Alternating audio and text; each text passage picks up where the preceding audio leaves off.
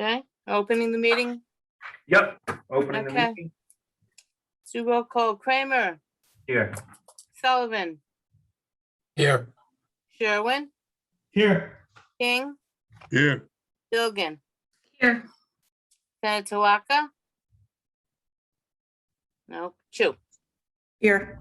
Thank you. Okay, David, Senator Waka is not present at the moment. All right. Okay, take it away, Nate. All right, welcome. Malden Board of Appeal, tonight is a virtual public hearing. The meeting was revised January 1st, 2022 per local executive order issued January 4th, 22. In accordance with City of Malden local executive order issued on January 4th, 2022 regarding COVID-19, this meeting shall be held remotely via technological means in the manner specified below. Zoom webinar. And no in-person attendance by members of the public is allowed. The Malden Board of Appeal will hold a public hearing on Wednesday, January 19th, 2022 at 6:30 p.m. Eastern Time via remote hearing on Petition 22-001 by Christopher G Fallon, which has since changed. It's now Patrick McDonald. On behalf of Benevolent Botanicals LLC, DBA Continuum, for a variance of MCC 12.12.190, location of a marijuana establishment within 75 feet of a residential use. Title 12 of the revised ordinances of 2020 as amended of the City of Malden as per Plans CMID-040216-2021 at the property known as and numbered 926 Eastern Ave, Malden, and also known by City Assessor's Parcel ID 127433306. Nate, may I just make one correction? David Senator Waka is online. He is by phone. So he is Okay. here. Thank Okay. you. Thank you.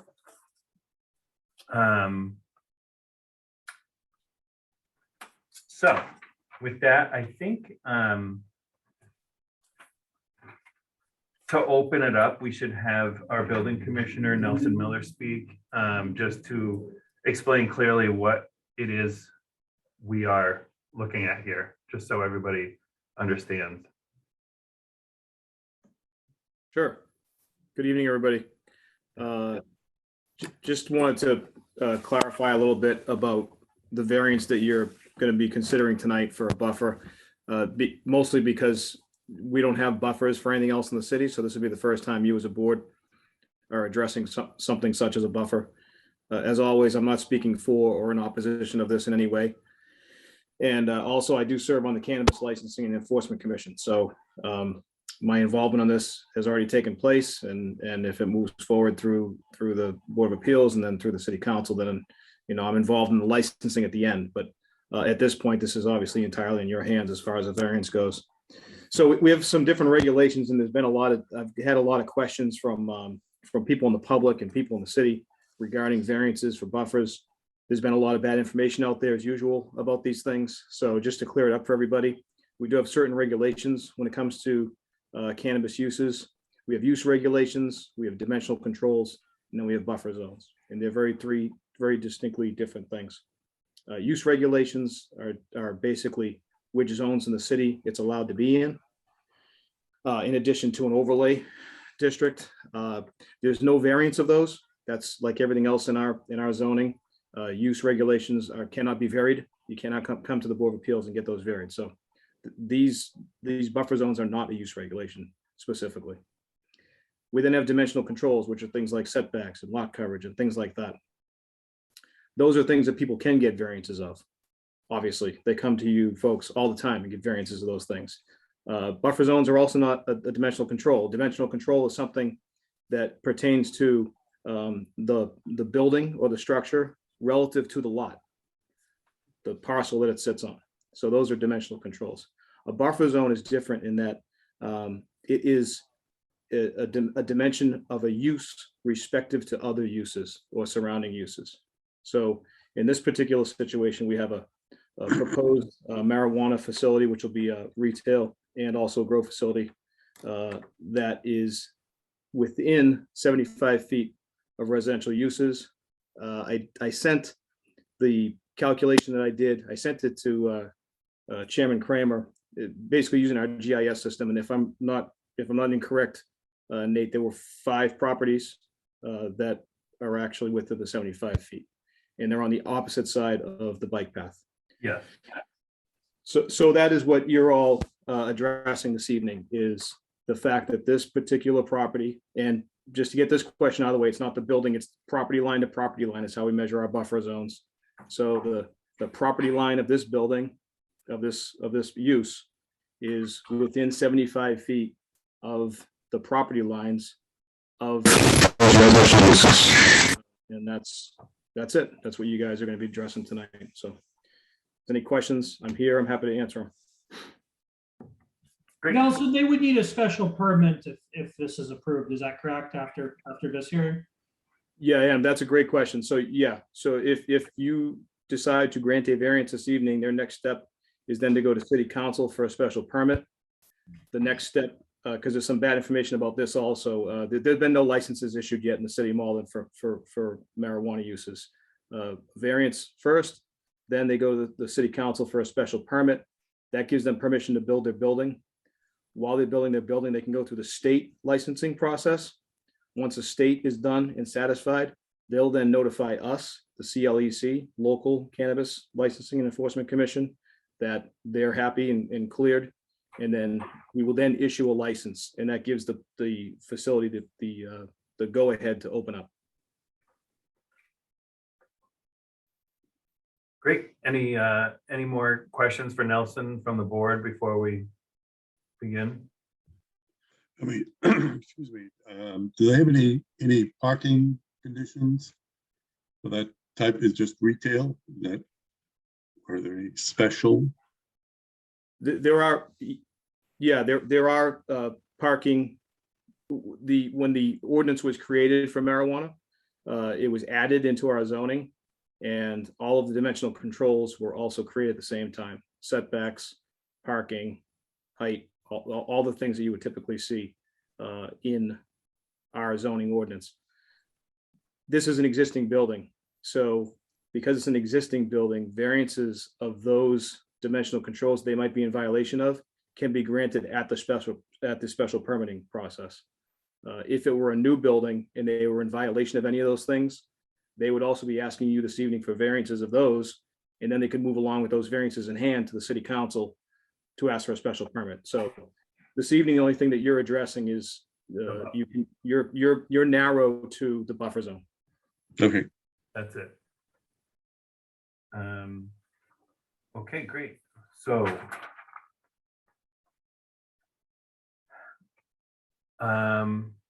who is here from Continuum? It was Patrick McDonald, right? Yes, he's there. Okay.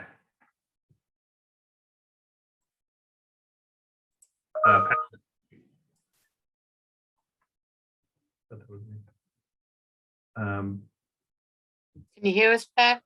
Yes. Oh, there. I'm sorry, it wasn't clear to me that it was time for me to speak. I apologize.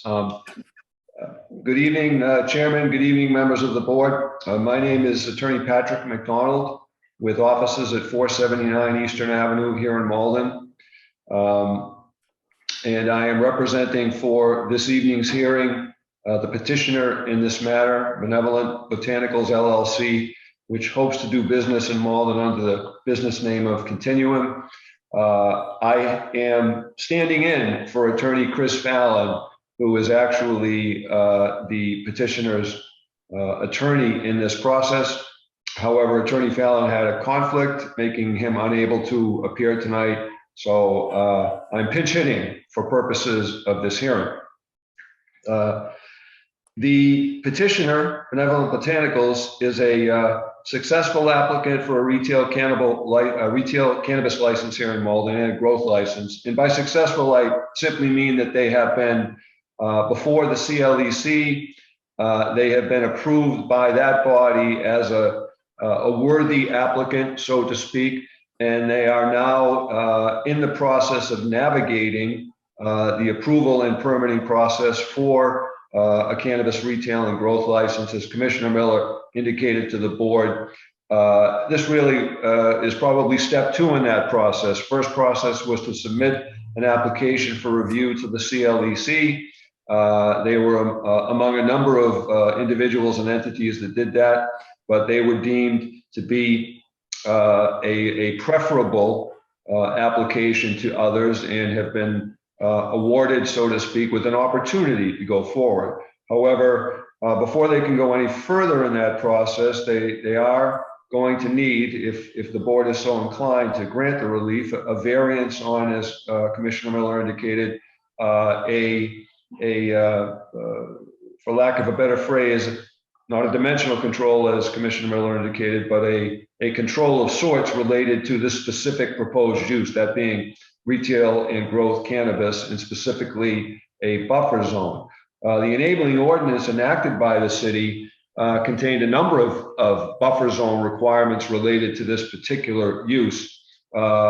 Such entities could not operate within 75 feet of residential uses nearby, but also there are buffer zones in the ordinance related to religious uses, related to parks, playgrounds, related to rehab facilities, if any. So there's a somewhat comprehensive scheme laid out by the ordinance with overlapping and interlocking buffer zones to prevent this use from being too close to other uses.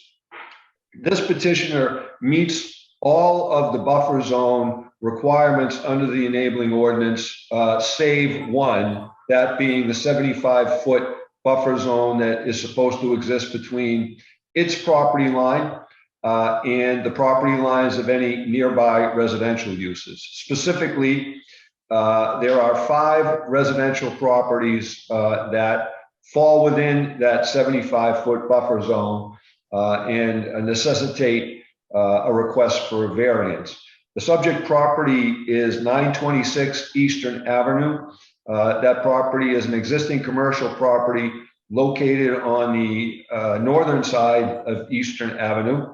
And it abuts the bike trail and path that now runs along the former abandoned rail line the entire length of Eastern Avenue.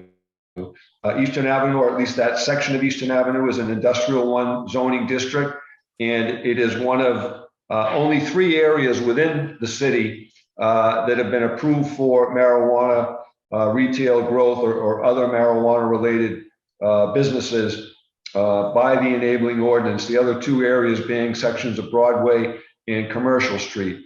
But the principal artery of Eastern Avenue is one area the city has said that if we're going to have marijuana establishments, we'd like them to be in this zone to the extent possible. I would also like to inform the board that as a successful applicant, at least in terms of initial approval by CLEC to keep the matter moving forward, this petitioner is the only social equity applicant that has been approved by the city. And I'm informed that they are only one of 4 within the entire Commonwealth, to this point at least, that has an opportunity to go forward.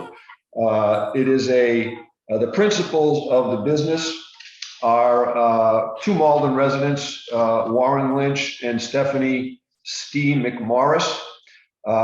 They are Malden residents, and they meet the criteria laid out by the Commonwealth for social equity status. And as I said, are one of only a handful of applicants to be able to make that claim. They have committed as Malden residents and local business people to hire as much as 80% of their staff as local residents, and to especially focus on, for purposes of employment, serving underserved and historically marginalized communities such as LGBTQ and individuals of color, and also individuals who have suffered as a consequence of the Commonwealth's previous laws that made possession, use, et cetera, of marijuana criminal in nature. The 75-foot buffer zone for which they seek variance here is, again, the only relief they need from this body to keep the process moving forward. They are otherwise compliant with respect to all of the buffer zones that apply. And as Commissioner Miller represented, they intend to occupy an existing building.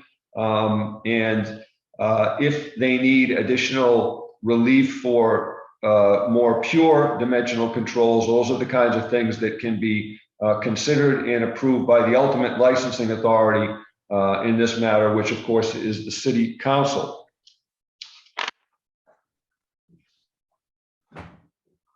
With respect to the buffer zone in general, the petitioner has provided a packet via email. I believe that the board members have had an opportunity to at least preliminarily peruse it. But there's a significant amount of information contained in that packet, but some of which is very useful.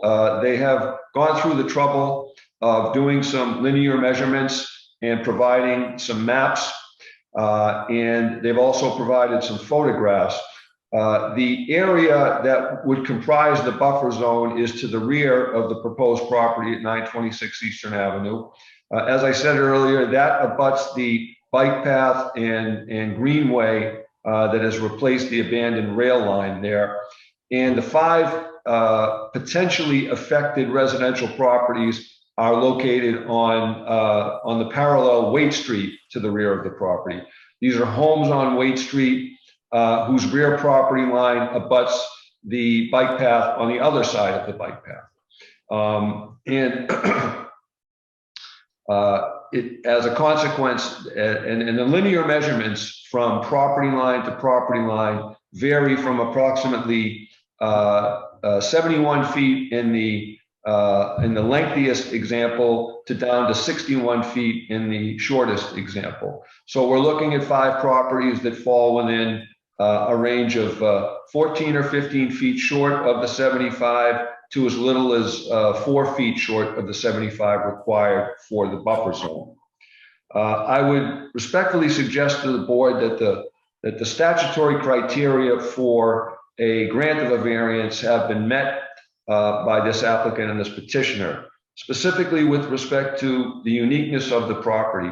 First of all, like 1 or 2 other properties on that section of Eastern Avenue, there is a unique grade change. The property dips in grade near the back by a significant amount, perhaps 2 or 3 feet. That is not something that is common throughout the zoning district in general. But I would further suggest that this property is unique because of several other reasons.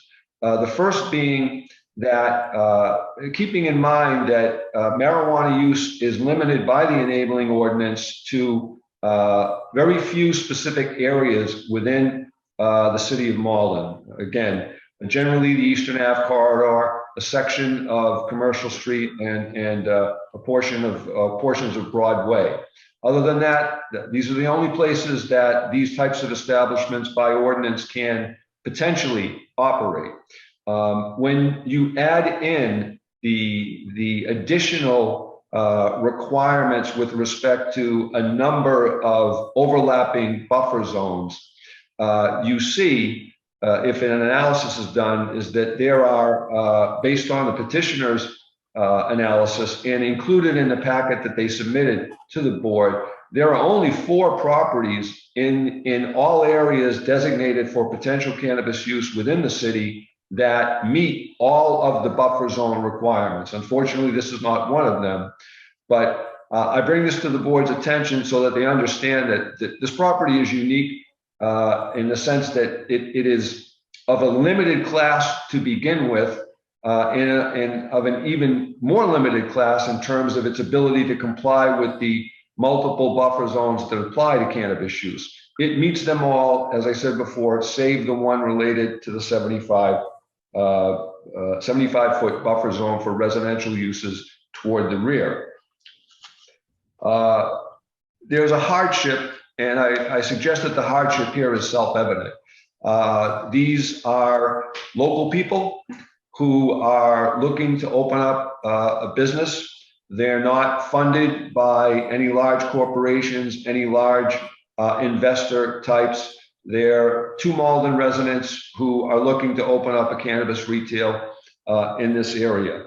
The hardship, quite frankly, is that in the absence of this variance, this particular property cannot be used at all by them. They've indicated in their packet that they made inquiry to several other, with respect to several other locations in the city that have been approved, Linehurst Road being one of them, and that they don't have the financial wherewithal to, and do not possess the financial wherewithal to utilize those properties. They did possess sufficient finances to utilize this property. It was comparatively less expensive venture for them. It doesn't require the construction of a new building. The rents being asked by the property owner are of a nature and kind that they can afford to pay, being a smaller operation. As they identify themselves in their submission, they intend to be a mom and pop operation. And as I said, in the absence of this relief, they can't use this property at all. It effectively derails their license application at this point. They won't be able to go any further with it because in the absence of the variance, they won't be able to operate the proposed marijuana licensing establishment. With respect to whether or not this relief is something that substantially derogates from the intent and purpose of the zoning ordinance, I would again respectfully suggest to the board that this request does not substantially derogate from the intent and purpose of the zoning ordinance.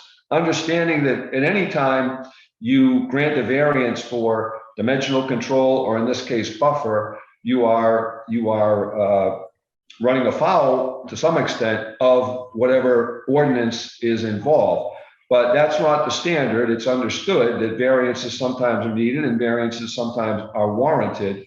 The question for this body is whether or not granting this variance would substantially derogate from the intent and purpose of the zoning ordinance. I would suggest that the intent and purpose of the zoning ordinance is clear. It is to provide, with respect to residential properties, what is considered by the city to be a reasonable buffer zone.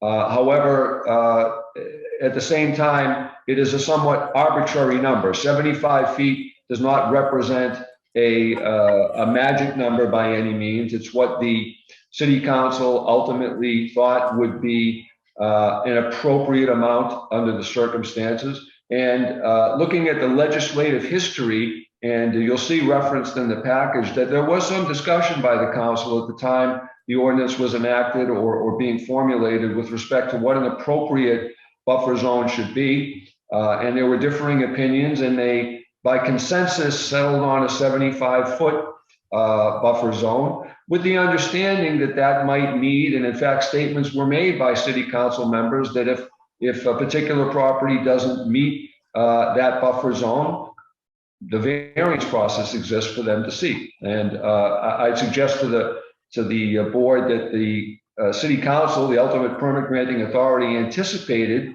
frankly, a need for perhaps many applicants to seek a variance.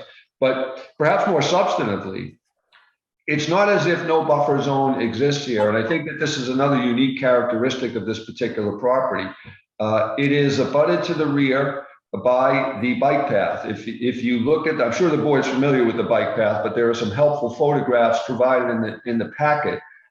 You see that with respect to the rear property line of the subject property, there is fencing, high fencing that's going to be create a buffer. The bike path itself is a buffer, is heavily vegetated in that particular area, further adding to the nature of the strip as a buffer. We're looking at a situation where properties face each other to the rear. So you have the rear property line, which is fenced. You have the vegetated bike lane in between that. You have the rear property line of the 5 residential properties on Waite Street. They are also all fenced. And it's clear from viewing the photographs that a buffer exists. However, it doesn't quite meet the 75-foot length required. But it's not as if this petitioner is asking for this board to vary the buffer completely. It is asking the board to vary by, frankly, a modest amount of linear feet. And I think the board can grant that variance respectfully, secure and comfortable in the knowledge that, notwithstanding the fact that it isn't exactly 75 feet, the unique circumstances of this particular property and its location along the bike path, the vegetated bike path, which serves as a natural buffer anyway, that the spirit and intent of the ordinance, which is to separate to some extent, to some reasonable extent, the use of cannabis retail and or growth from residential use is being met. This petition comes before the board with a plethora of support. I was privy to some of the discussion beforehand about the volume and number of letters in support that have been submitted. You see many of them contained in the package. And I'm a practitioner in the city for several decades now. I wish most of the time I had this kind of support when I was bringing matters before the board. I haven't had the luxury of that until today. And it's not just any support. This petitioner has the support of the local political class, specifically the ward councilor, Councilor Winslow, and they have the unqualified support of several other city councilors, specifically Councilor at Large Linehan and Councilor at Large Cologne Hayes. If you review the packet, you'll see a letter from a Malden resident who was one of the people who served on the State Cannabis Commission, who co-authored the state statute that legalized marijuana in the first place, and happens to be a Malden resident. She is fully in support of this petition. There are multiple neighbors, and perhaps most importantly, with respect to support, I can represent to the board that these petitioners did their homework and their legwork. They made direct outreach to the 5 residential properties that are potentially affected by this variance if granted on Waite Street. They were able to communicate with 4 of them at the time of the outreach. And by outreach, I mean going to the house, ringing the doorbell and knocking on the door to talk to these folks. They did that. And in the 4 instances out of 5 where they were able to speak to the residents and the owners, none of those individuals expressed any objection or opposition whatsoever to the requested relief. I can't be certain whether or not someone may appear tonight, but I can only represent to the board that the local ward councilor is supportive of this petition. Several councilors at large are supportive of this petition. Multiple nearby residents are in support of this petition. Those residents and property owners potentially most affected by this particular issue, the 75-foot buffer zone, those being the 5 properties on Waite Street, 4 have expressed support for the petition. The 5th was not home at the time, I believe, and to my knowledge, did not get back to them when they left some information to be reached out. But the point is that unlike any number or many petitions that come before this board, this petition and this petitioner are backed by a lot of people. And there may very well be some voices in opposition. We'll see as the hearing progresses. But I would respectfully suggest that you have a petition that meets the statutory criteria for variance. You have a unique lot, unique circumstances, both with respect to the physical condition of the lot, the specific location of the lot, as well as the somewhat unique situation where the use that is proposed for the lot has been limited by the city to only 3 areas within the entire boundaries.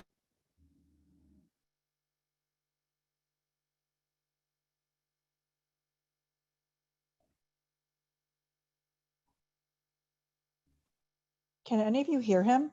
No. Okay. Rose.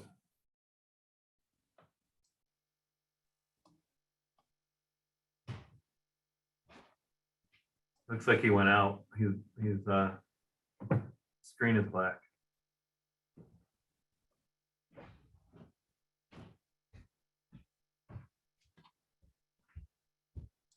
Give him a minute. He's probably, hopefully trying to reconnect.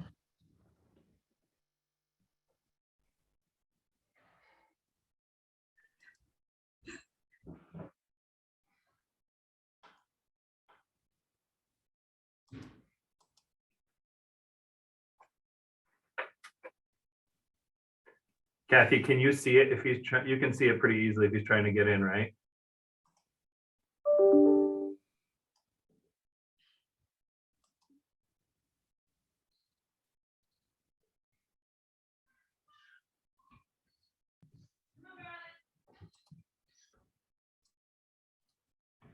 I also just got an email from David asking for the member link.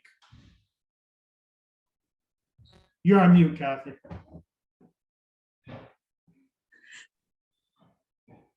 Yeah, I thought she was just ignoring me when I asked. No, he's already bumped up to panelist, so he should be able to be on here. We upgraded him.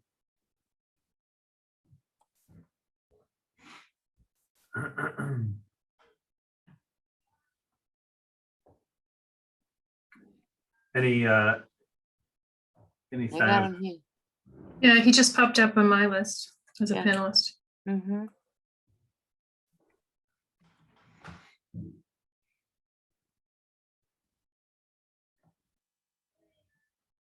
of McDonald coming back?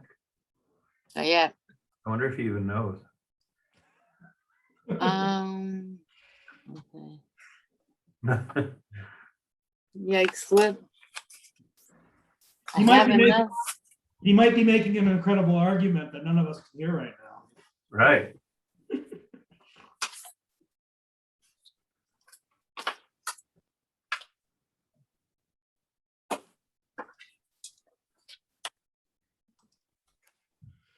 Hmm.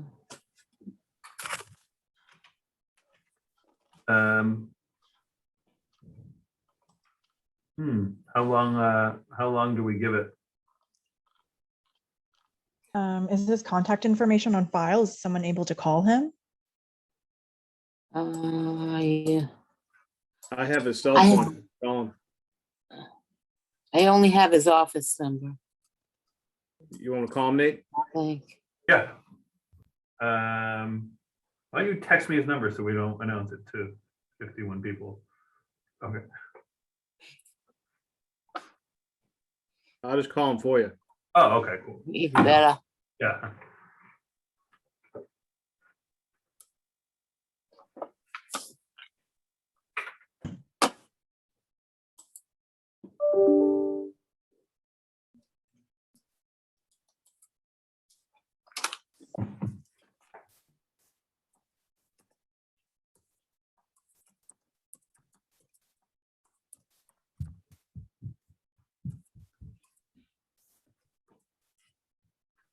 Actually, I lied. I only have his office number. I thought I had his cell phone number. Did it look like he was at home? Maybe someone can email him? Maybe they'll pop I up on can, his phone. yeah.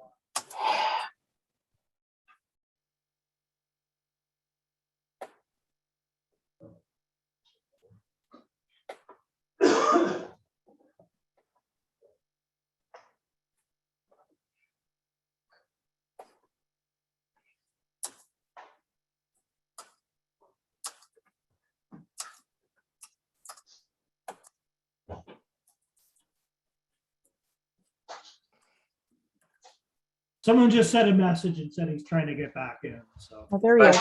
Keep coming on. there he is. Oh, all right, 'cause I just sent it. So you can ignore my email. Okay. My apologies, Mr. Chairman, members of the board. I'm assuming that was an issue on my end and not on the end of the board. Please accept my apologies for that. But I was close to concluding anyway. In summary, I was suggesting to the board that this petition meets the statutory criteria.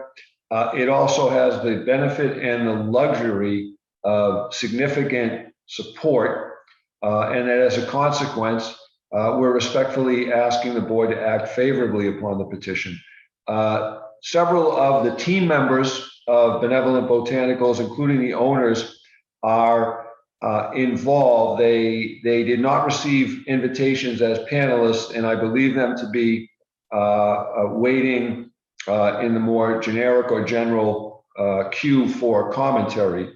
If any board member has any questions specific to their proposed operation, we are more than happy to address and answer questions, issues of any kind of the board.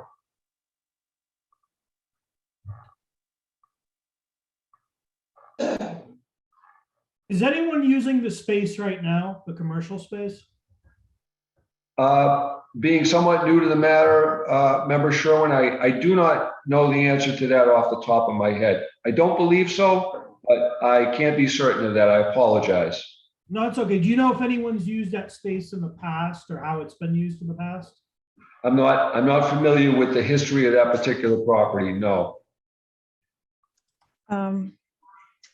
Attorney McDonald, I actually drove by the property last night just to get a feel for where it was. It Mhm. looked like someone's living in there upstairs. Do you know what the current use of the property is? Is it mixed zoning? Is it mixed use? Because it looks like currently it's inhabited by residents.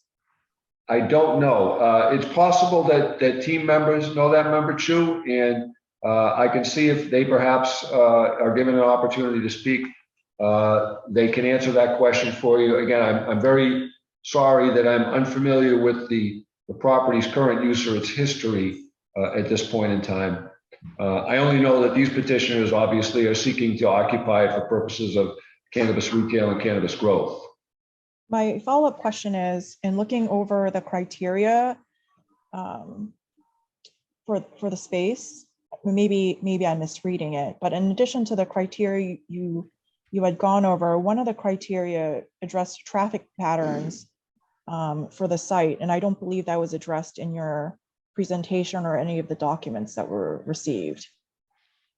Well, my response to that, Member Chu, would be is that that is a consideration for the ultimate licensing of the property by the city council. Their purview and the criteria considered by them are significantly broader than that considered by this board for purposes of this particular hearing.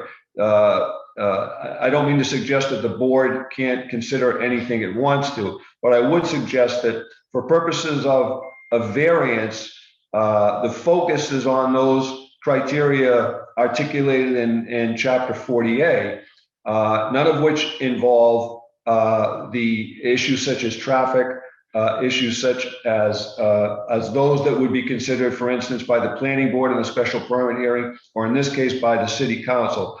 Whether or not a marijuana establishment at this location is worthy of a license is something the city council will ultimately decide. And as I said, their purview and their inquiry is going to extend far beyond what would be considered by the Board of Appeal on a variance application for a buffer zone. I'm not suggesting for a moment that traffic is not a consideration. I am, however, respectfully suggesting that traffic is not a consideration for the Board of Appeal on a buffer zone variance application.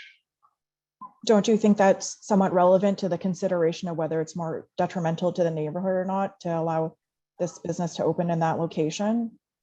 it is potentially relevant. However, it's not a statutory criteria under Chapter 48. Okay.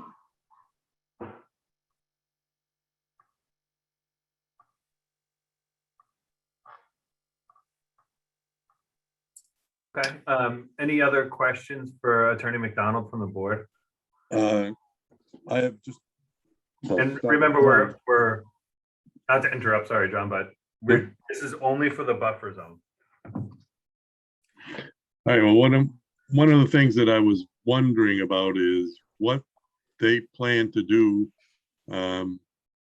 I did see that they were planning to make that a grow site too in the building. And I know when I was reading on this, there's a lot of issues in some of the other towns with the odors, and I don't know if we have anything. I mean, that's part of the reason why buffer zones were put in place, I think, along with people's concerns just about any kind of activities that might be going on, which may be groundless, but I mean that's something that could affect how these people live, that if they're close into this site. So I don't know if Attorney McDonald knows anything about what they're planning to do on. Well, I don't.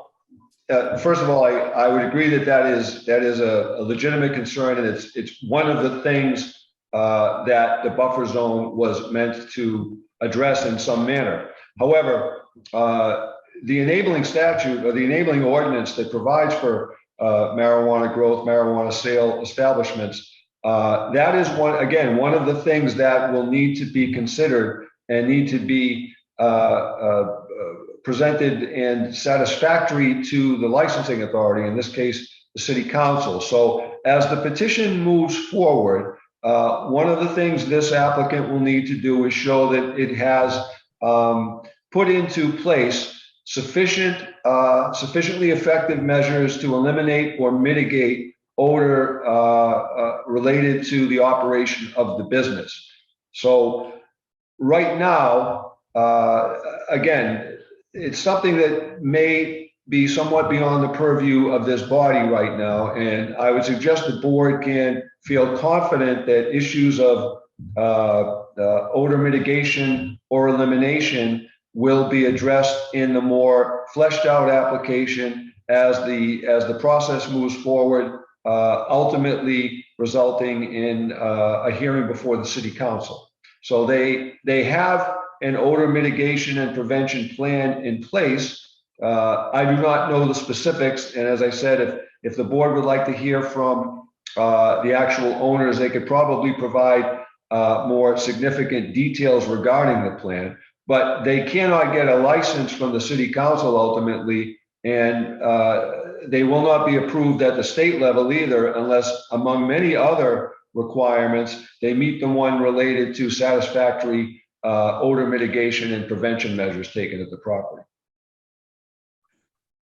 Warren Lynch does have his hand raised. Did you wish to, do you want to allow him to speak? He might be able to answer that question for you. Sure. All right.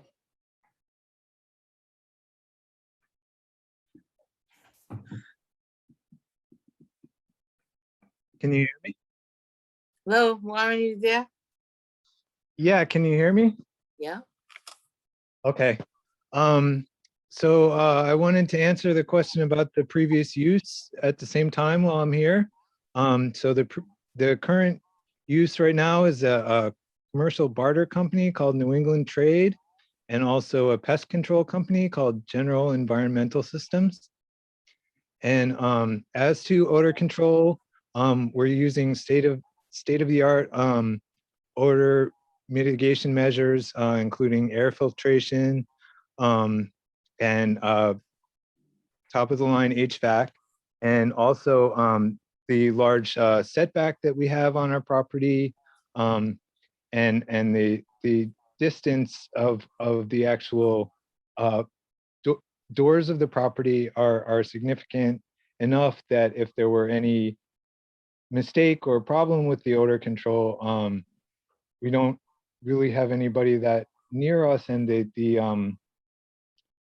the neighbor directly to the right of us is a compost company, which composts garbage as their business, and they have significantly more odor than we would have even if we had a big mistake in the odor control system somehow, and we're going to have comprehensive odor control systems which will be shared with the city council when we're before them, and we can also send what we have to this body as well if required.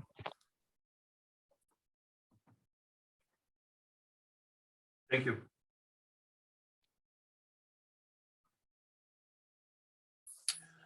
May I ask a question Absolutely. of Attorney McDonald, please?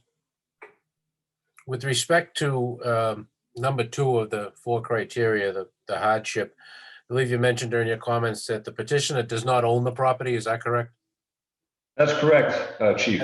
Yes. Have they signed a lease to date? Have they officially rented any of the any space within the building? No, my belief is that they have a prospective lease in place, subject to ultimately approval. So they've locked the space in, but they're not occupying or using it, obviously, at this point in time. And they are not bound to that lease unless and until they receive ultimate approval for the use that they are requesting, the marijuana retail and growth business. Okay, and if I may, one more question for Commissioner Miller. And I know it's not noted specifically in your report, but if you know the answer to this, Part D of the ordinance, the buffer section, is the so-called bike path considered in any way a park, playground, recreational field, or facility? Yeah, so that's a good question, and it's certainly not written down in black and white anywhere. It has been discussed with myself and a number of the city councils who are involved in putting this ordinance together, and the overall consensus is that if you look at the areas, the zoning districts where marijuana of any marijuana use was allowed, along with where the buffer zone is, I'm sorry, the overlay district, the intention couldn't have been to not allow it near the bike path, seeing how those districts where it's allowed are all surrounding the bike path. So it's been my interpretation to not include the bike path as one of those recreation facilities. Thank you.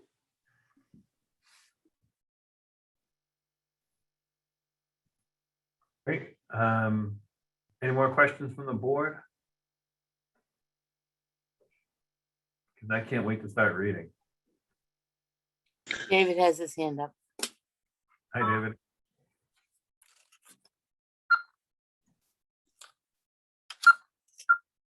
David? We can't hear you, David. We don't have him muted either.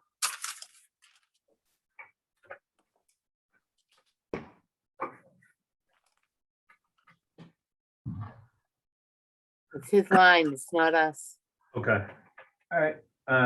So Kathy, do we ask at this point, if there's no other questions, do we ask first to hear from people who are in favor or opposed? That will be your call, whether you wish to call for favor first or opposed. There's David now. I know we can't hear him. Can't hear him though. He's got his, Oh yeah, I can't, he's not on mute either. I can't no, hear him. he's not. Is he able to type his comment into the chat box? David, check your computer. Your audio might be off.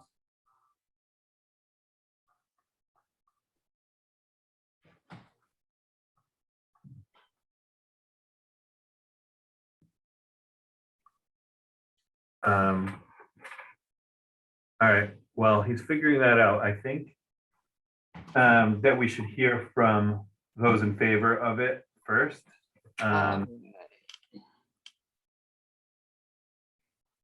Was that him? And so we have, He's trying.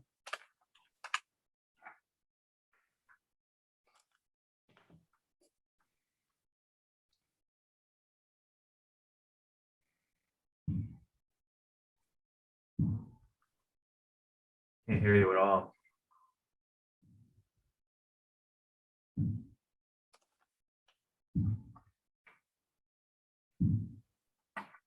Wondering why he's pointing at us, but it looks like he's on his phone. Nothing. I can't hear. I'm sorry, we can't hear you at all. Okay, so we have about around 30 letters of support. Before we start, we have to read each one of those letters. And before we start, I just want to let everyone know that 3 of the letters that we received are from people from out of town, and those letters won't be read. There was somebody from Somerville, someone from Cambridge, and someone from Winchester. So I think that we are going to take turns reading these letters because there are so many. Does everybody have the letters out? Yes. Okay.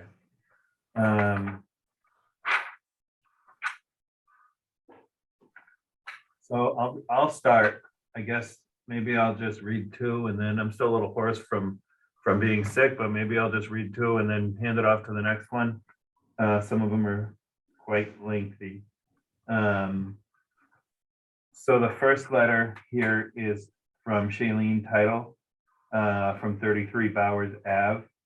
Shailene is the former commissioner of the Massachusetts Cannabis Control Commission from 2017 to 2020, and a former member of the ad hoc appointed Malden Cannabis Committee in 2018.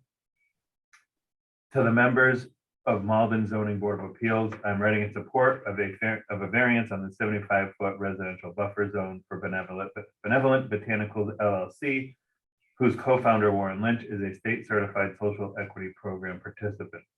I was a co-author of the law legalizing cannabis in Massachusetts, served as commissioner from 2017 to 2020 for the Massachusetts Cannabis Control Commission, and also served on Malden's ad hoc appointed cannabis committee in 2018. As commissioner, I made it my mission to see that those impacted by the war on drugs have a chance in our new emerging cannabis market. Along with my colleagues, I help create social equity program to help the most impacted to open small businesses in cannabis. I support all social equity program participants, and I'm appreciative of municipalities who contribute to the state's equity mandate. And I have spent considerable effort over the last several years helping communities that wish to do so. First, the commission encourages municipalities to consider the impact of smaller equity and disadvantaged business entities when negotiating community impact and other contributions, which may be required prior to executing an HCA. The Supreme Judicial Court's decision in Maderi Inc. versus Salem emphasized the need for municipalities to consider equity factors for all types of would-be applicants for licensure. Second, state law establishes a 500-foot buffer around K through 12 schools. A municipality may choose to reduce the size of that buffer. The commission suggests that additional buffer zones or separation requirements may not be necessary and cautions communities against acting arbitrarily. Unjustified buffer zones are known barriers to small businesses. In the case of Malden, when that concern was raised during the discussion of buffer zones around residences, the response was that applicants would be able to obtain variances. Therefore, variances play an important role in equity. I support Benevolent Botanicals' request for a variance because the property in question would not be a detriment to the neighborhood. There are high fences between the building and any nearby residences with no access in between. In the 5 years since marijuana was legalized in Massachusetts and over 100 dispensaries have opened in the state, there has never been any evidence that dispensaries pose any unique security risk. To the extent that there is an inaccurate perception of risk, that should be allayed to the presence of the Malden Police Station only a few blocks away. Also, setback and parking are ample at this location. In addition to my marijuana-specific professional roles, I'm also a Malden resident and would love to visit a marijuana dispensary in the city owned by a social equity program participant and by a local Malden resident. Thank you very much. I'm going to take a sip of water and read the next one, which is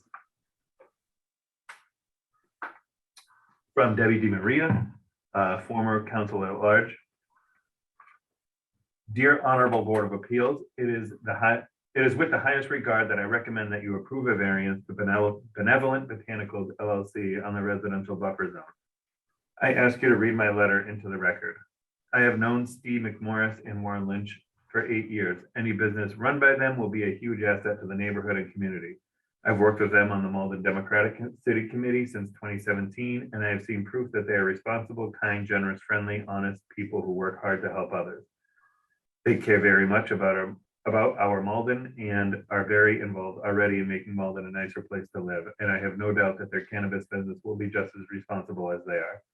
I am especially inspired by the hiring practices of Benevolent Botanicals LLC by pledging to hire people of color, veterans, LGBTQ people, and Malden residents. Their plan includes good paying wages for entry-level positions. Steve, Warren, and their company show that they will put the same effort into using this business to help Malden, which they have shown putting their personal time and effort into helping Malden over the past several years. I trust our Honorable Board of Appeals will make the right decision and join me in supporting this new local business. Thank you. Kind regards, Debbie DiMaria, former councilor at large.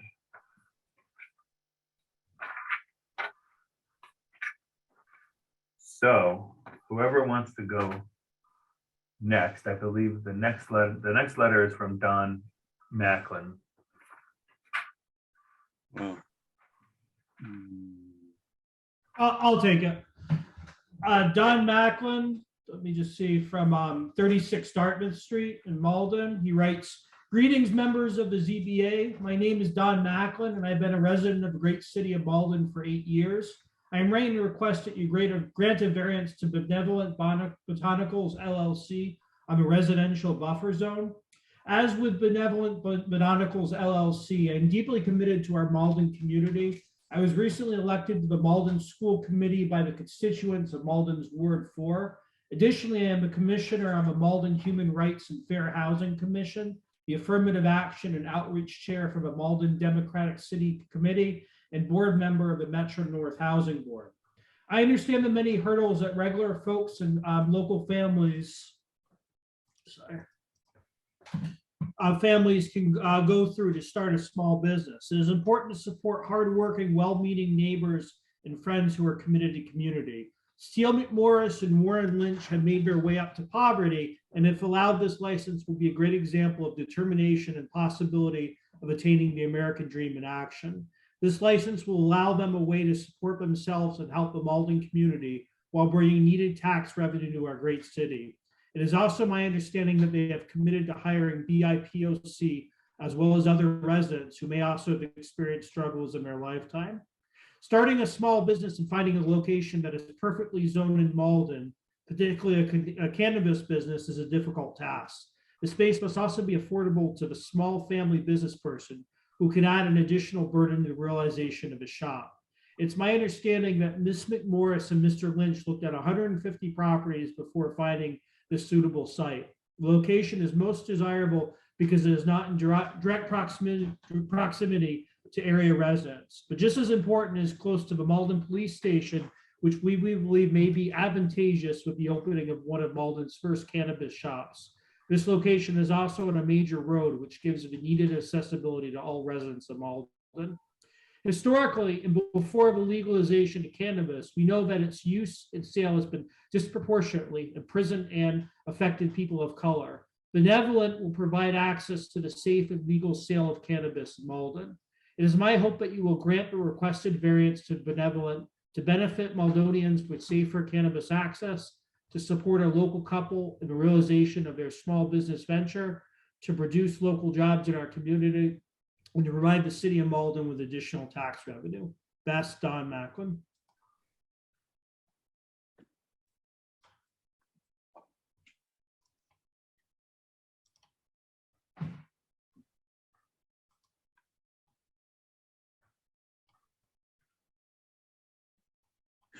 Right. That was good. You should keep up, but I'll do one now so you can take a break. Yeah, let's try to do 2 each. 2 each? All right. Sorry, Adam. Adam's slacking. My dog is barking, so I need. All right, I'll do Amanda Linehan, who's city councilor for Ward 3. And she writes, honorable members of the Zoning Board of Appeal, I write today in support of the proposal before you at 926 Eastern Avenue, where Benevolent Botanicals LLC seeks a variance on the residential buffer zone for cannabis business.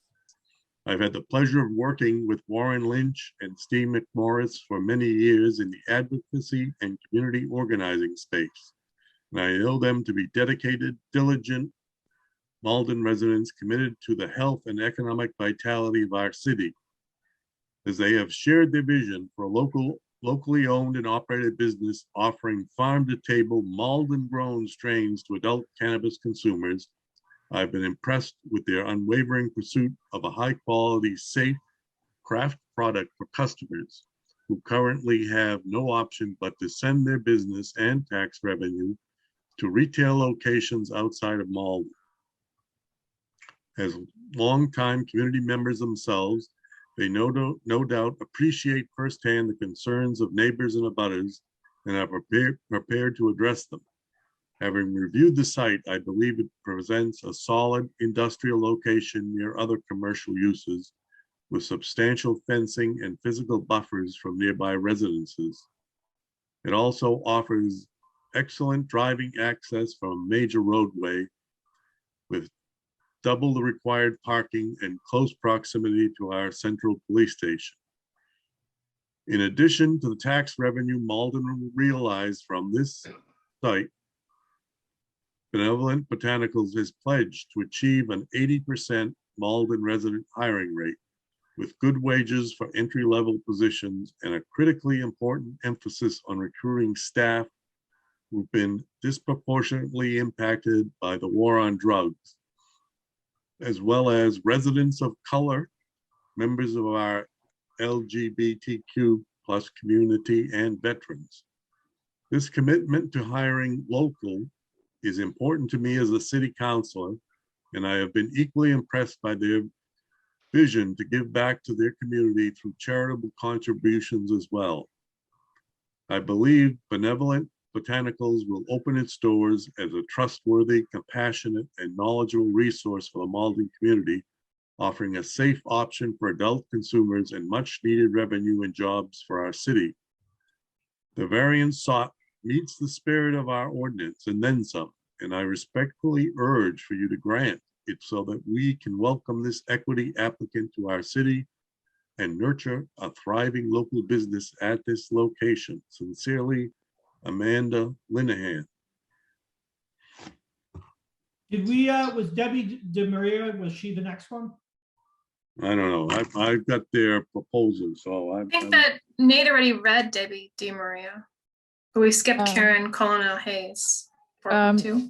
Before you guys read Corin's, she's actually in the audience, I think. Maybe she could read her own letter. No, if she wants to read her own letter, but if they submitted a letter, they're not supposed to speak. We just read the letter. Okay. Karen did not submit a letter, but she is on to speak. Yeah, I don't see her on the list either. The next one, just to be clear, I don't know how, we'll figure it out. I'm checking things off as they're read, so it seems like John was out of order. But the next one I have after that is Brian DeLacy. I don't know if everybody else's pile looks like that. I think the package we got was a little bit different. Oh, okay. Because the second letter I have is Karen Colin Hayes, and then it's mine too. Amanda Linehan. Yep. And then Don Macklin and so forth. Yep. Okay. So if there is a letter from Karen Colin Hayes, then it should be read. Okay. I can read it if you want me to take a turn. Yeah, that's what we should do.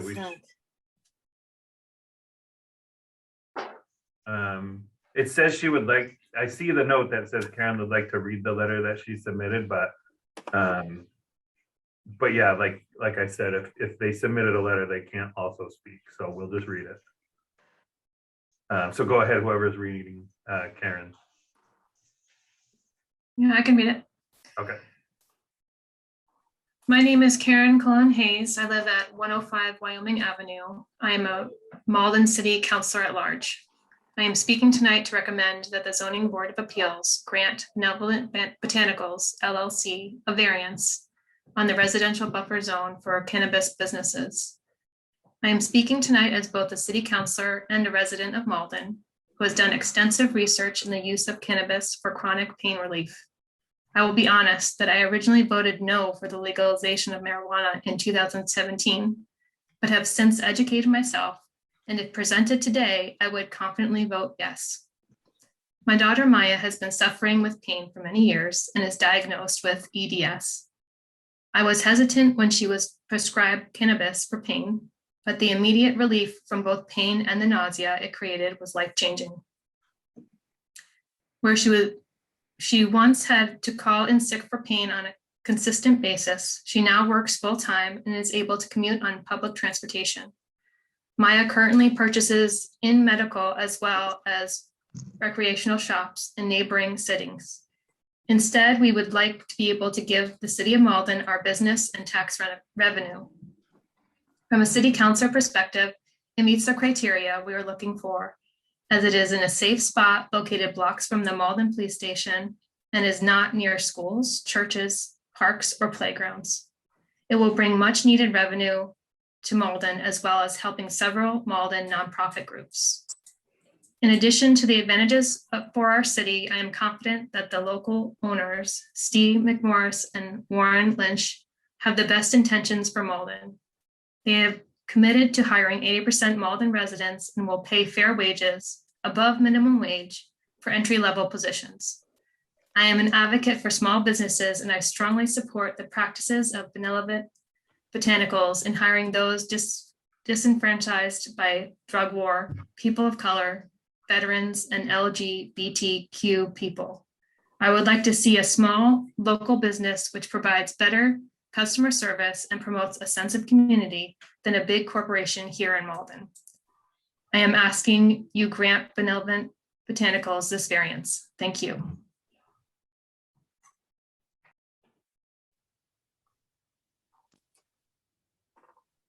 I just wanted to mention that I don't think this is a medical facility. I believe it's recreational. What's the next letter? In their presentation, it's that their sixth letter is Emmanuel Marsh. Are you guys reading the letters that are included in the presentation that was submitted? Or are you reading the actual letters? It's the letter in their ZBA packet. We don't have actual letters. We just have one compiled packet with letters in it. So are they the letters that's inside this? Yes. And they're numbered 4.1, 4.2. Okay. So I'm reading the letters that were actually given to the emails. Right. So that explains why we're in a different order. We're not too far off, though. The ones you've read were at the beginning of that packet. So we're on 4.6 now. I think there's As a John lot said. more actual letters than what's in the presentation though.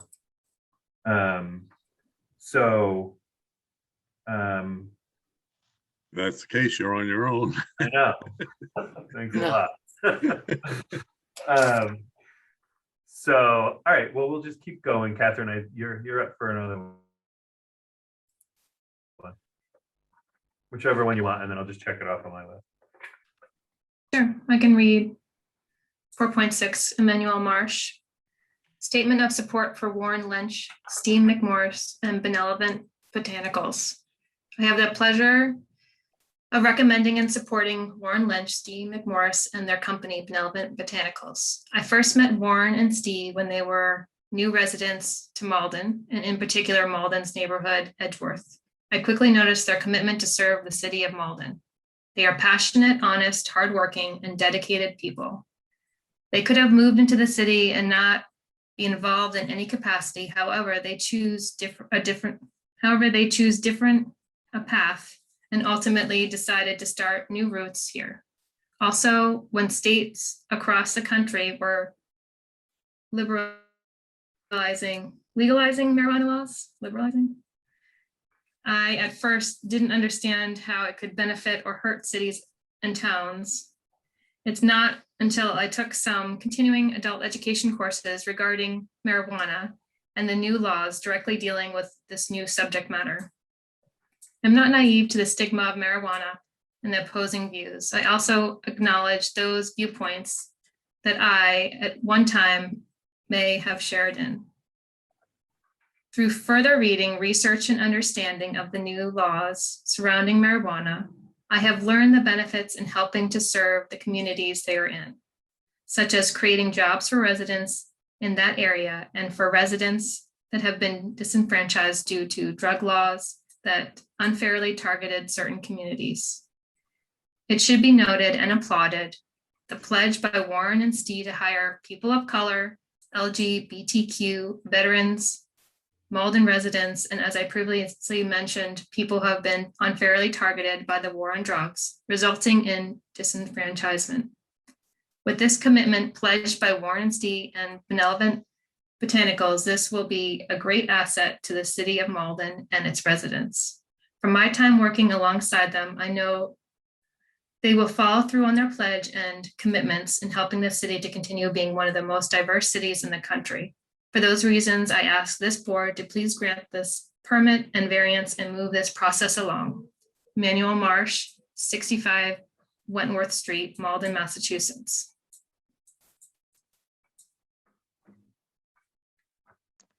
All right. Who's up next? I'd be glad to read the next one, Well, being only one sentence. okay, go ahead. Hang on, I see David raising his hand. Can we hear him yet? I can't hear you. Can't hear him. Not at all. So go ahead, John. This is Joel Minich. The attention of the Malden Board of Appeals. He doesn't, there's no address here, but I guess, did you check? He is 940 Eastern Ave. 940 Eastern Ave, okay. Regarding petition 22-001, as the abutter to 926 Eastern Ave, I support the efforts to develop and improve said property as has been shown to me. Warm regards, Joel Minich. Good work. You want me to take the next one, Nate? Sure. I hope I pronounced it correctly. Deborah Gesualdo. I pronounced that correctly. January 17th, 2022. Dear members of the City of Malden Zoning Board of Appeals, I am writing as a labor leader in Malden to recommend that you grant a variance, reason the residential buffer zone to Benevolent Botanicals LLC in order for them to go forward with opening at 926 Eastern Avenue. 926 Eastern Avenue is a sensible location for Benevolent Botanicals LLC to open their place of business, and their request for a variance is reasonable because it is not located near any rehabilitation facilities, schools, churches, parks, playgrounds, daycares, or churches. There is a large setback from the roadways along with substantial parking.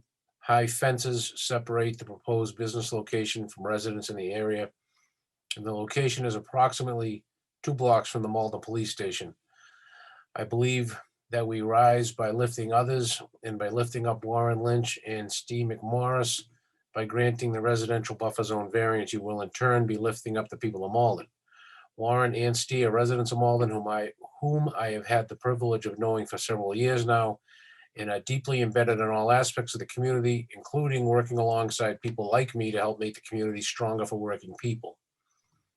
Not only will tax revenue from Benevolent Botanicals LLC have a positive impact on critical city services, but Warren and Steve's commitment to running a business that will lift up the working people of Malden will serve to benefit the community through their promise to hire Malden residents veterans, people of color, LGBTQ plus people, and hiring entry-level employees at good paying wages.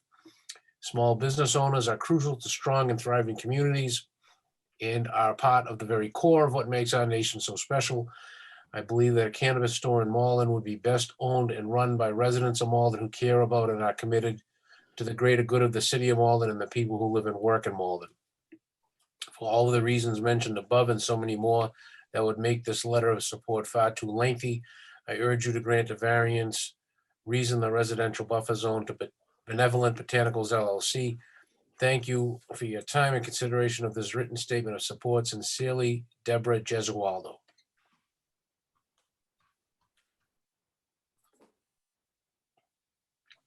Do you want to read another one? Sure. 4.9, Emily and Ethan Goldhammer. To the members of the Zoning Board of Appeals, my name is Emily Goldhammer, and I'm writing to ask you to grant a variance to Benevolent Botanicals LLC on the residential buffer zone. My partner Ethan and I, along with our 2 children, own our home right around the corner from 85 Eastern Avenue.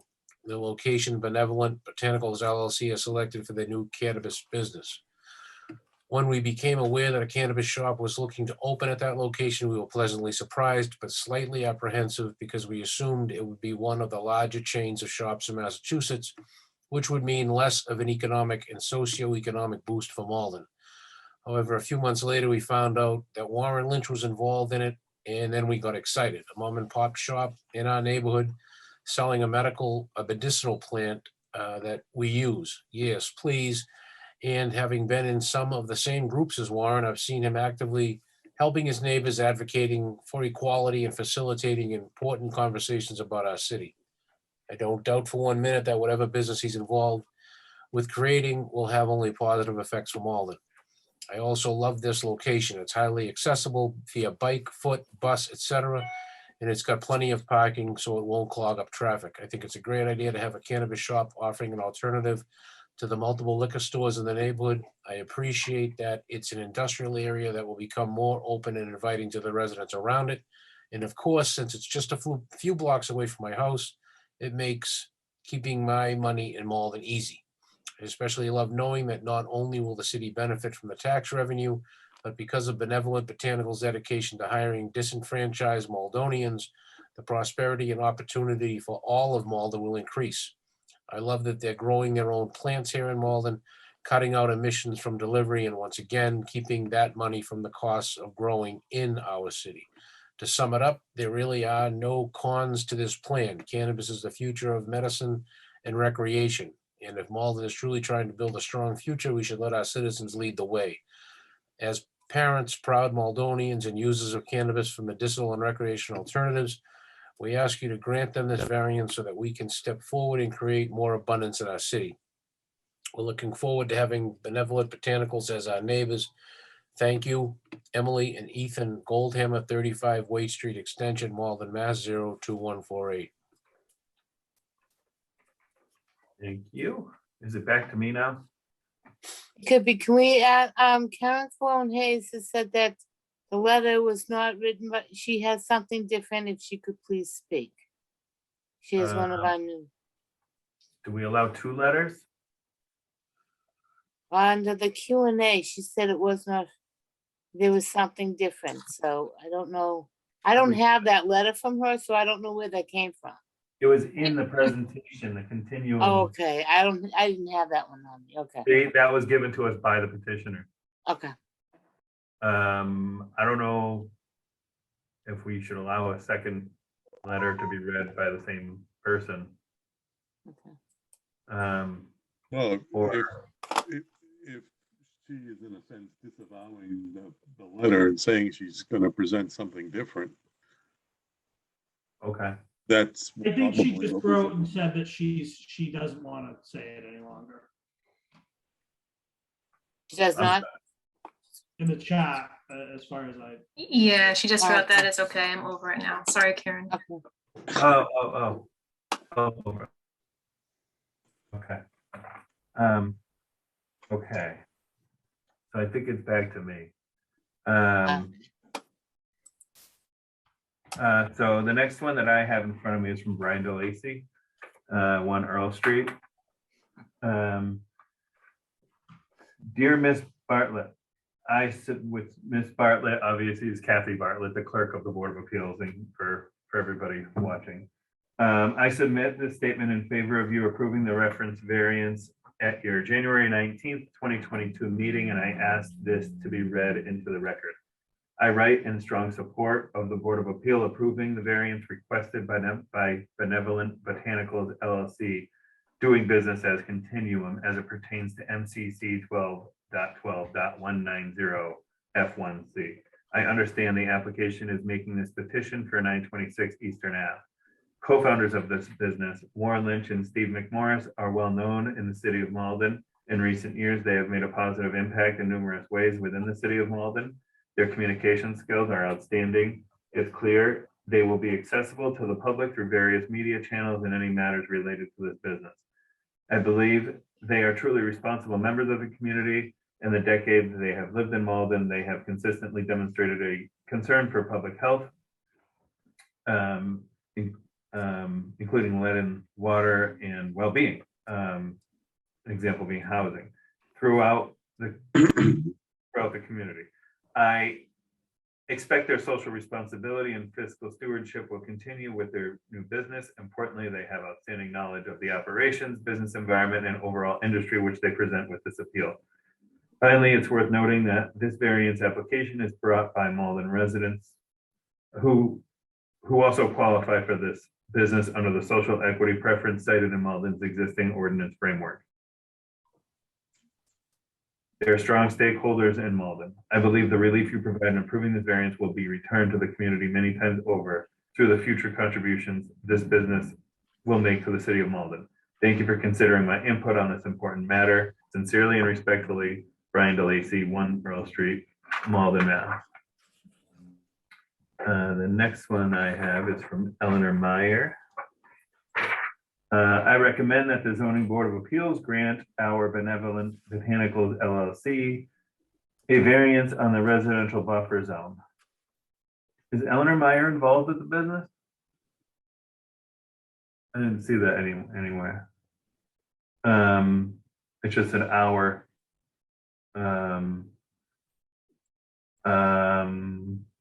Okay, so the area is one of light industrial, not one subject to foot traffic from the neighborhood. People going to that area are going for a specific reason. You don't have children just strolling past, so it would not by any means be looked at as an enticement. The city has become stodgy in its business culture, not looking to the future for what business will take us further into the 21st century. And this is one of those businesses. The people opening this business are members of our community committed to the future of our city and willing to work with the neighborhood to provide a service while at the same time showing that they are sensitive to the issues involved.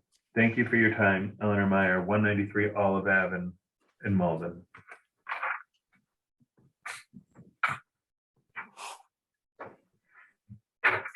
I will, I'll read Helen Mazarakis' letter. Has hers been read yet? Oh, not yet.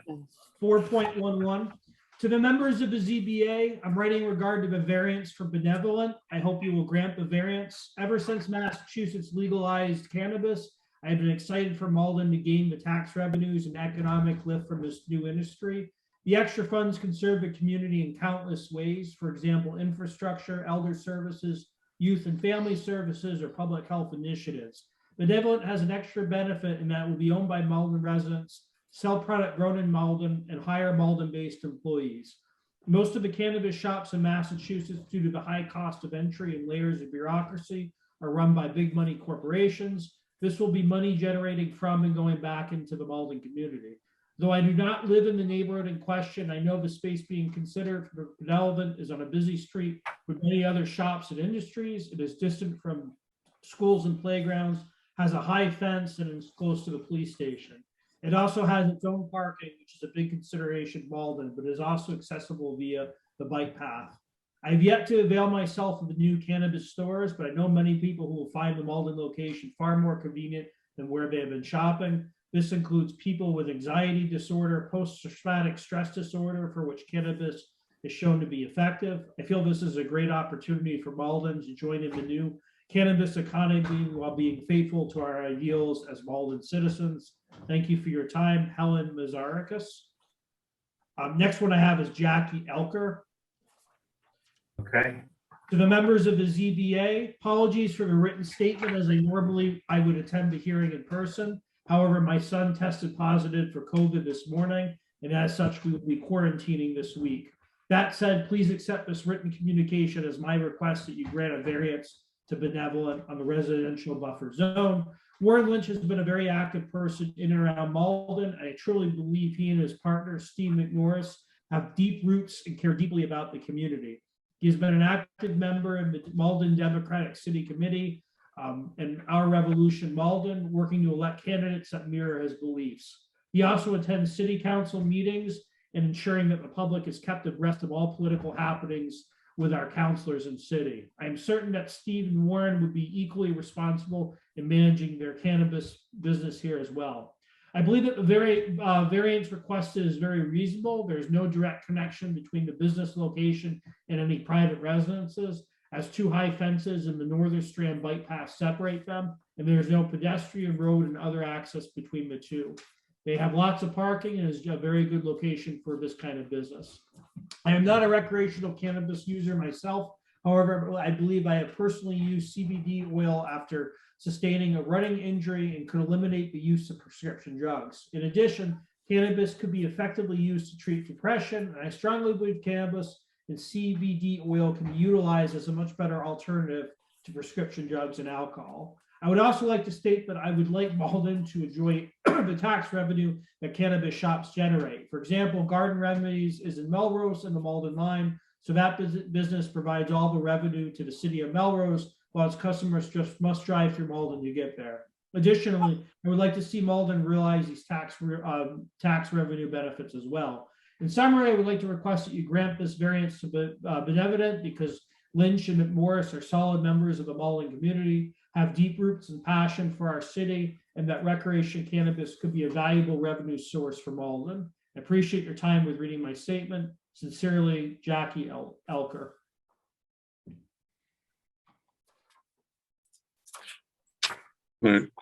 My turn.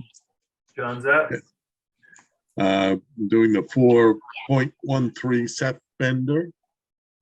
To the members of the Zoning Board of Appeals, I'm writing to recommend that you grant a variance to Benevolent Botanicals LLC on the residential buffer zone. The proposed location at 926 Eastern Avenue is surrounded by local businesses with a high fence, bike path, or busy road between it and any nearby residences.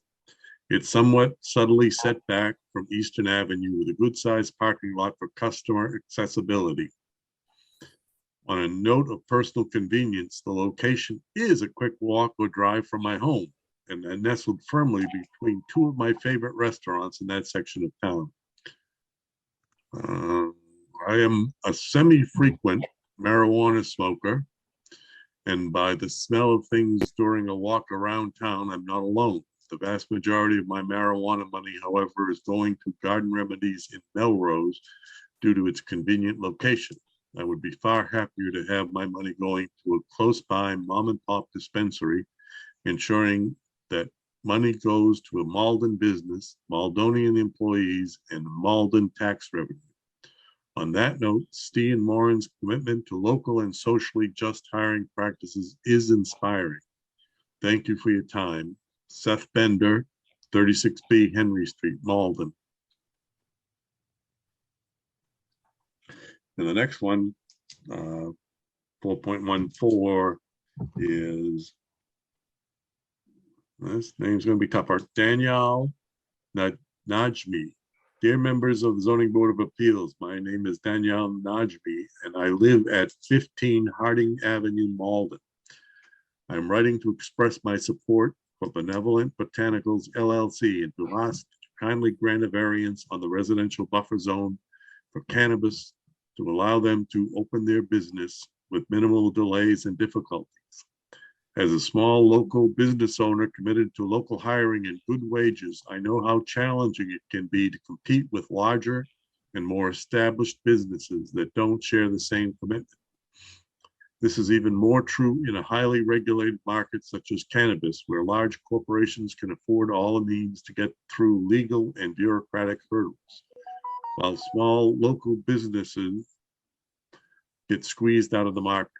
The owners of Benevolent Botanicals, Steve McMorris and Warren Lynch, are proud Maldonians who will invest in our community, creating good local jobs and contributing to local charities. They have made a commitment to paying $20 an hour for entry-level positions with full benefits, and the positive social impact of their businesses is one of their bottom lines. Please support this small local business to succeed and thrive by granting the requested variance. Thank you, Danielle Najmi. My turn, I can read 4.15. Sorry. Who's the, Mark Bernstein.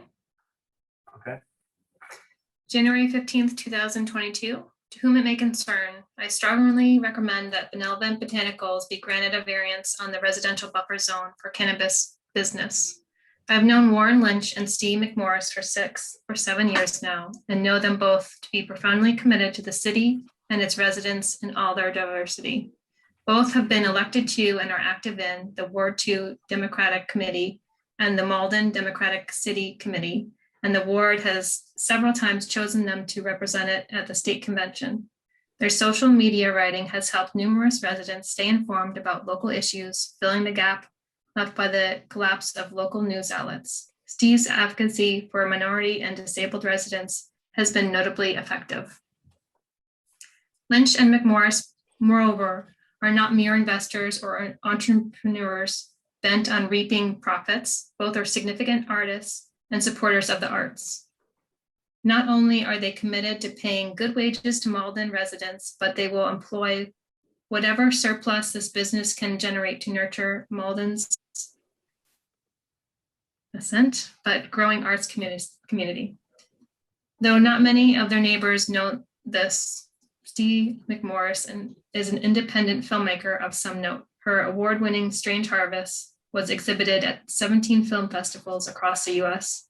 She and I are currently collaborating on a research contribution on links of darkness, hypertext, and horror for the 33rd ACM Conference on Hypertext and Social Media, to be held by the Association for Computing Machinery later this year in Barcelona, Spain. She's a capable writer and director, and Benevolent Botanicals might well come to be the keystone of an intriguing and vital community of new media arts. Please do grant this variance and do not hesitate to contact me if you have any questions.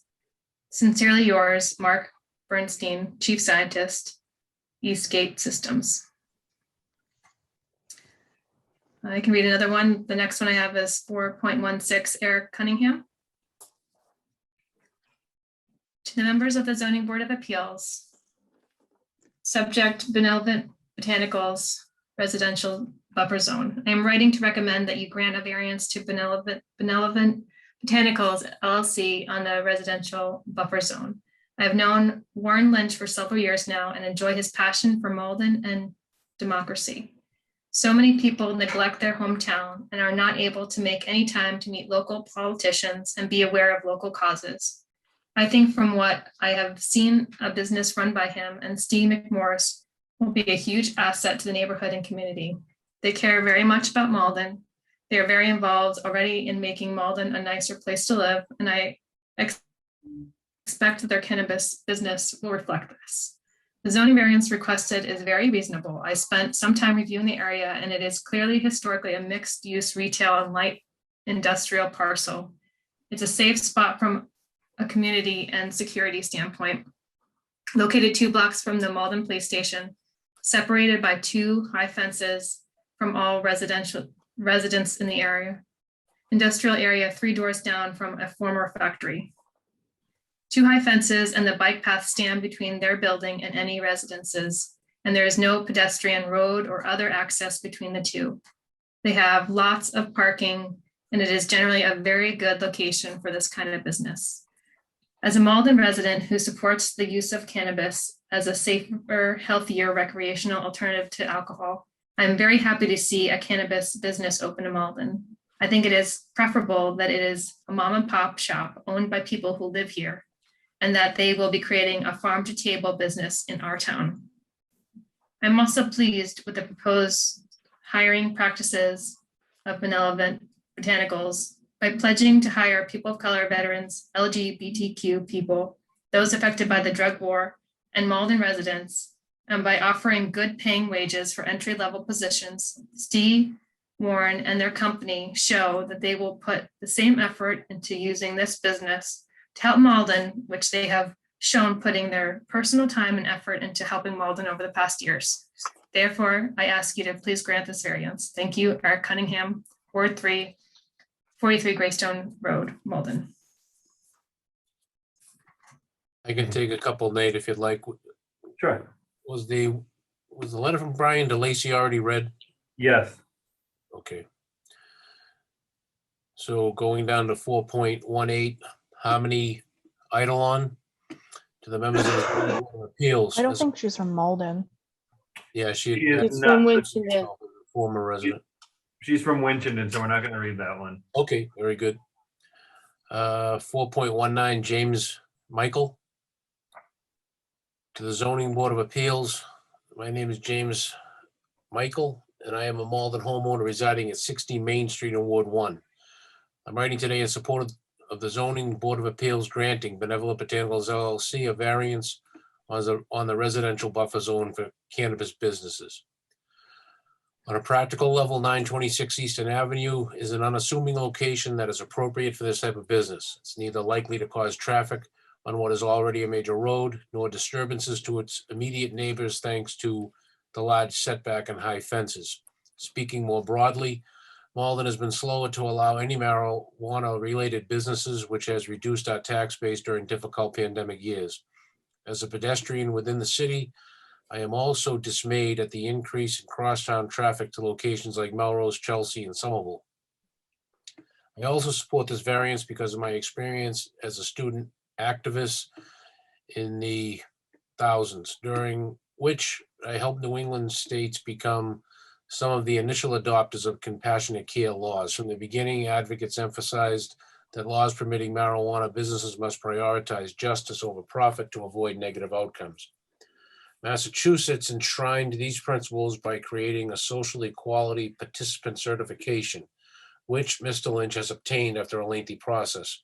The program's goals are worthwhile, but the certification only serves the goal of justice if the certified participants are eventually able to own their own businesses. We should balance the need for planning and review within our communities against the reality that every additional step we add tilts the scales towards larger out-of-town shops with fewer ties to disadvantaged communities, as they're the only ones who can afford to wait years to open. Mr. Lynch clearly has a passion for Malden, with tireless work showing up for projects like council transparency or lead pipe replacement. I believe that he is sincere in wanting to support his community rather than make a quick profit, and that his commitment to hiring such a high percentage of Malden residents at his business venture is both noteworthy and commendable. For these reasons, I hope you will choose to grant this variance and help his business bring needed jobs to Malden. James Michael. 4.20, Sarah Strickland. To the members of the Malden Zoning Board of Appeals. I'm writing to recommend that you grant a variance to Benevolent Botanicals LLC on the residential buffer zone. Medical marijuana was made legal in 2012. In the November 8, 2016 election, Massachusetts voters passed a ballot initiative, question 4, making recreational cannabis legal in the state. Provisions for home use and cultivation went into effect on December 15, 2016. The first cannabis stores opened in Massachusetts in 2018. It is now 2022 and Malden has yet to open one cannabis store of any kind. Why? As a Malden homeowner and taxpayer, it deeply saddens me as I pass by Garden Remedies at least 2 times a day and see an orderly, safe, and law-abiding business doing a brisk business. How many of their clientele are from Malden, and how many are from surrounding areas? How many tax dollars from medical and recreational marijuana revenue are going into the coffers at Melrose City Hall instead of Malden City Hall? What has been a holdup? Malden is already missing out on thousands and thousands of tax dollars by the Mystic Valley Charter School continuing to purchase property that then becomes tax exempt. Can Malden really afford to continue to be losing out on this legal form of revenue? I have talked to many of my neighbors and we can't figure out why the city would not want to eagerly move forward with enabling businesses to collect this legal form of revenue. Who is responsible for building these roadblocks, which are not in the best interest of Malden taxpayers or Malden residents? This is ridiculous to be losing out on this source of tax revenue, money that could be doing so much to help Malden, such as helping with our roads, schools, parks, lead pipes, and other things that Malden needs money for. This is a Malden business that would be helping Malden. I have scouted the proposed site and I believe that the zoning variance requested is very reasonable. There are 2 high fences and the bike paths stand between their building and any residences. There is no pedestrian road or other access between the two. There's a good amount of parking spaces available, and I believe it's a viable and productive location for this kind of legal business. And the Malden Police Station is only 2 blocks away. How great is that? Another important and positive measure I viewed is that this location is walkable. Consumers do not have to own a car in order to gain access to a local Malden marijuana retail shop to purchase legal marijuana. How great is it that Maldonian Steve McMorris and Warren Lynch, the majority owners, want to set up a business in their own city and pledge to make it a requirement that at least 80% of the staff will be Malden residents.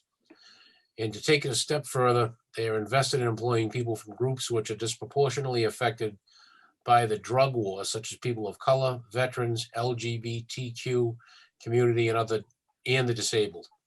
They have pledged that the starting wage for entry-level employees will be paid at the rate of $20 an hour with full benefits.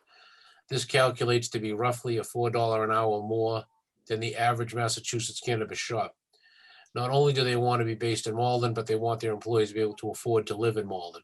And how exciting is it that Warren has been certified as a social equity participant? Due to contributing factors at lower income, people may encounter starting a business. Out of the over 150 licenses given out in Massachusetts for retail shops, only 3 have been social equity participants. Benevolent Botanicals could become the 4th. Warren and Stee had a vision of a Malden farm-to-table business model. If they are granted this license, they will be the very first Malden cannabis shop which has its own grow. What's so appealing about this model is they will be able to personally ensure the highest quality cannabis by growing it themselves with the help of a master grower, Louis Yacht from Guatemala. Benevolent Botanicals will be the first retail license granted statewide to social equity participant, which is vertically integrated with both a retail outlet and a growing on-site. With these bold visions, Malden can be proud about having unique and hopefully award-winning cannabis strains that are made in Malden. I can envision a Channel 5 Chronicle episode being filmed at Benevolent Botanicals. This is a well thought out and designed win-win business plan for Malden on so many levels. So with these thoughts and observations, I respectfully request that the members of the Malden Zoning Board of Appeals grant Benevolent Botanicals LLC the necessary variance to move forward with opening this retail outlet. Thank you for your time and your consideration. Sarah Strickland, 40 Auburn Street, number 2, Malden, 02148.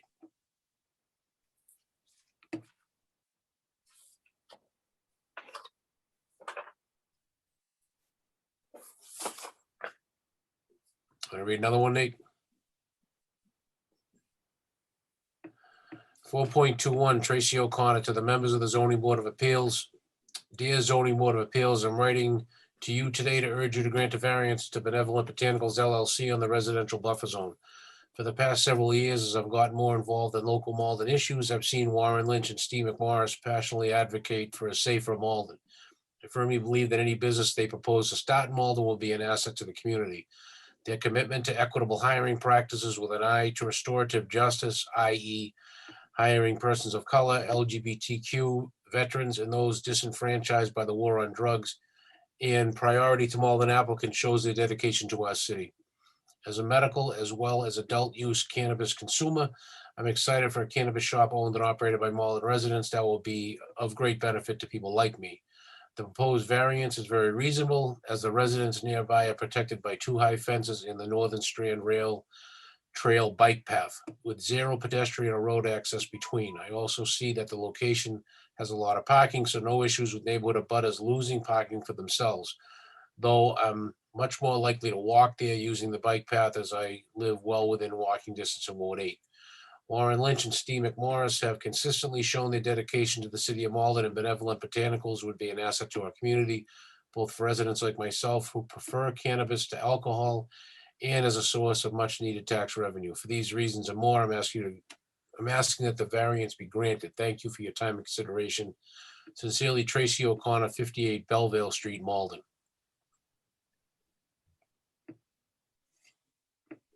I'll take the next one, 4.22, Joseph and Molly Maxwell.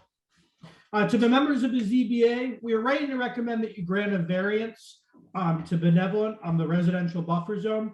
The variance requested seems very reasonable. 2 high fences and a bike path stand between the building and any residences. There is no road, pedestrian, and other access points between the two.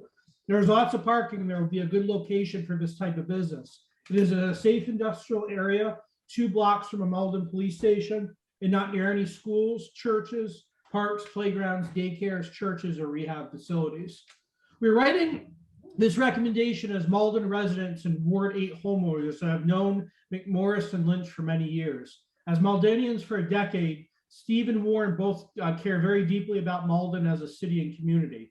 We are both involved in the community and have worked to help Malden through being on the Malden Democratic City Committee and representing Malden at the Massachusetts Democratic Convention. Involved in city politics, Steve and Warren have worked to make local politics accessible and have taken the time to passionately speak at city council meetings regarding causes like fixing the city's lead pipes, affordable housing, cannabis access, and many other issues. The neighborhood, community, and city will benefit from them starting a business in the city that they live in and both care very much about. They're responsible, kind, generous, and honest people who work hard to help others. Their business will be an extension of them as people and will be a great addition to Malden. We are happy to see a cannabis business open in Malden, particularly since it will be owned by people who live there and have a stake in what happens in our city. If the owner was to be a large company or someone who did not live here, we do not feel that they would be as connected and as responsible as Steve and Warren. And as parents, that is important. Benevolent will also be creating jobs and tax revenue for Malden. We're very happy to know that the company pledges to hire people of color, veterans, LGBTQ individuals, and those affected by the drug war, and Malden residents, and will be offering good paying wages for entry-level positions. There are cannabis stores located as close as across the city line, but not in Malden, and the city is losing out on tax revenues that could be used for infrastructure projects like fixing bad pipes or quality of life projects like creating art space like in other cities. Malden will benefit from having Benevolent as a new business and Steve and Warren as business owners. They show that they're committed to Malden, and its people will put them in the same effort using this business to help Malden as they have with other personal time over the past years. Therefore, we ask you to please grant this variance. Thank you for your time and consideration. Sincerely, Joseph and Molly Maxwell. Next one, Ralph Philbot. I'm ready to recommend that you grant a variance to Benevolent on the residential buffer zone. I was born and raised in Malden, and would really like to be able to buy my medicine in Malden and support a Malden business. Why do I have to drive to Melrose and give Garden Remedies my business? I would much prefer to be able to make choices and buy my medication locally. I was first licensed to have a medical marijuana care backer back when that was first available, I think in 2012, and I have continued to be licensed for medical marijuana consumption ever since. Warren and Steve are really nice people. They're looking to improve the quality of life for people with medical issues like me, as well as sell marijuana for recreational use. I like the idea that they're going to be producing products and employing Maldonians to work in the retail outlet. The proposed location is convenient to my home, and I would prefer to shop locally and have the tax dollars go to Malden and not into other communities. I usually get my medicine at Garden Remedies, and you wouldn't believe the amount of Malden people I see in there, and all that tax money could be helping out Malden. It looks like plenty of parking is available at the Eastern Avenue address, and the police station is a couple blocks away. There aren't any schools or churches around, and it's already a place where there are other businesses. Malden needs to get with the times and have a dispensary where I can shop locally and get my medicine that helps me with chronic pain. Thank you for listening, and I hope you will please vote yes to allow Benevolent the opportunity to open the shop at 926 Eastern Avenue. I know I would, and a lot of other Malden residents would prefer to shop locally. Thank you, Ralph Philbot.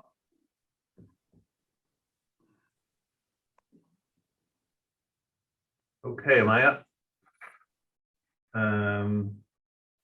The next one I have is from Carol Merletti. To the Malden Zoning Board of Appeals. I'm a longtime Malden resident and I live near the location of that Benevolent Botanicals LLC has picked. I wish to speak in favor of their petition for a variance. I'm not a cannabis smoker. It is not my preference. However, I have family members who are, and I can tell you it's not a dangerous drug. If people want to smoke a joint instead of drinking a glass of wine, nobody is hurt by that. It's safer and healthier than alcohol. I'm tired of seeing Melrose get all the tax money from their cannabis business, and I would like to see Malden benefit from this as well. We too could use the money for our roads and schools. I've known the co-owner of Benevolent Botanicals LLC, Warren Lynch, for quite some time now, and is a very nice person who cares a lot about Malden, and he and his partner, Steve McMorris, are very involved in our community. I think that you want to grant his company a variance because the location they have picked is a very safe location close to the police station, which will not cause any issues for anybody. And I'm excited to see the positive impact our company can bring to our city. Thank you, Carol Moretti, 45 Lillian Road, Malden. The next one I have is from Paul Sherman.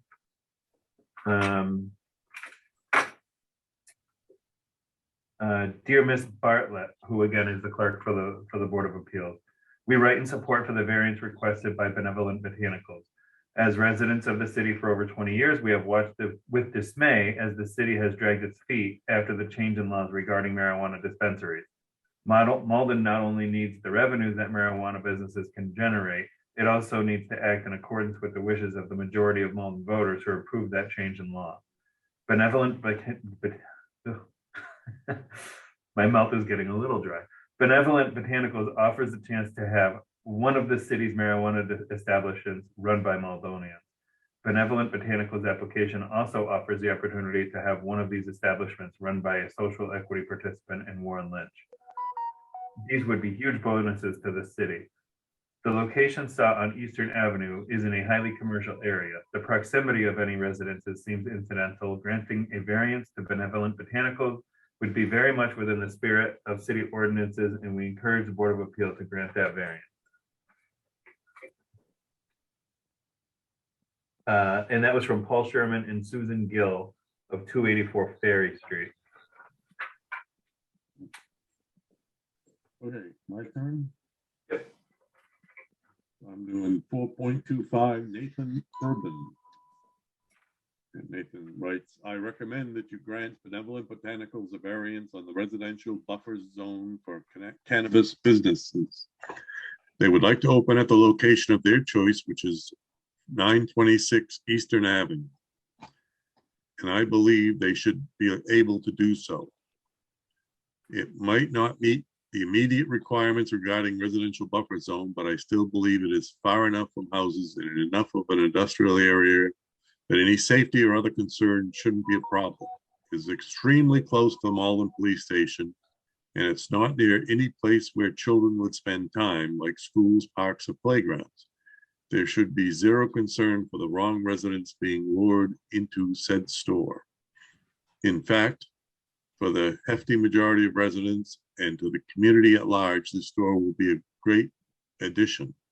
I am not even one who would be necessarily ever partake in the shop's business because I don't personally use cannabis, but plenty of people would benefit from the option of having their store in the community. The medicinal facts alone show that the quality of life for anyone around the neighborhood will increase significantly. But not just that, but Malden as a whole would benefit from this addition to the city. The untapped abundance of tax revenue could be used to fund projects the city needs to focus on, like replacing all the lead pipes and funding schools. It's also a great opportunity for Malden residents to step foot into one of the fastest growing job sectors currently in America. A further note is that this is a business owned by Malden residents who have plans to also hire other Malden residents and also give money to Malden charities. Instead of this being a major corporation where most of the revenue from the business will be taken out of Malden, this will be a local mom and pop type business where the money will be more often continue to be circulated around the Malden economy.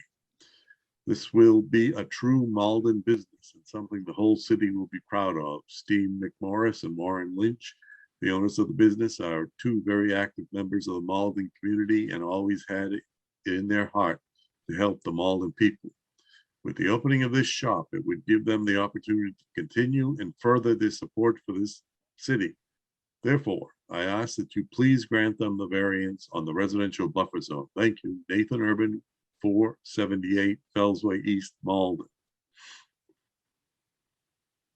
And the next one I have, I was just checking to see if she had a Malden address, was Cecil Roth.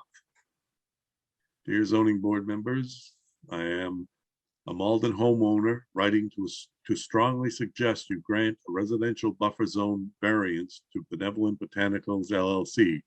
My name is Cecil Roth, and I am the owner occupant of 11 Converse Avenue in Ward 1. I moved to Malden some years ago from Boston and intend to stay here permanently with my family. I've been following Warren Lynch and Steve McMorris' journey towards establishing a local cannabis business for a while now. A cannabis store is something Malden has really been missing, and this is the perfect opportunity for us to get with the times. The cannabis users in my communities all currently drive an hour or more to stores in Somerville, Boston, Melrose, and everywhere else around us.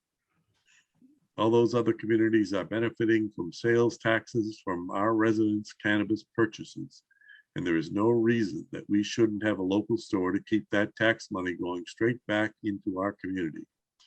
And traffic-wise, do we want all this car traffic headed to other towns, hugely successful dispensaries cutting through Malden instead of heading into it? 926 Eastern Avenue is a great spot for the Benevolent Botanicals. I'd be so excited to walk. John, I think you're covering your microphone. Maybe I'm just getting too far away from it. Oh, okay.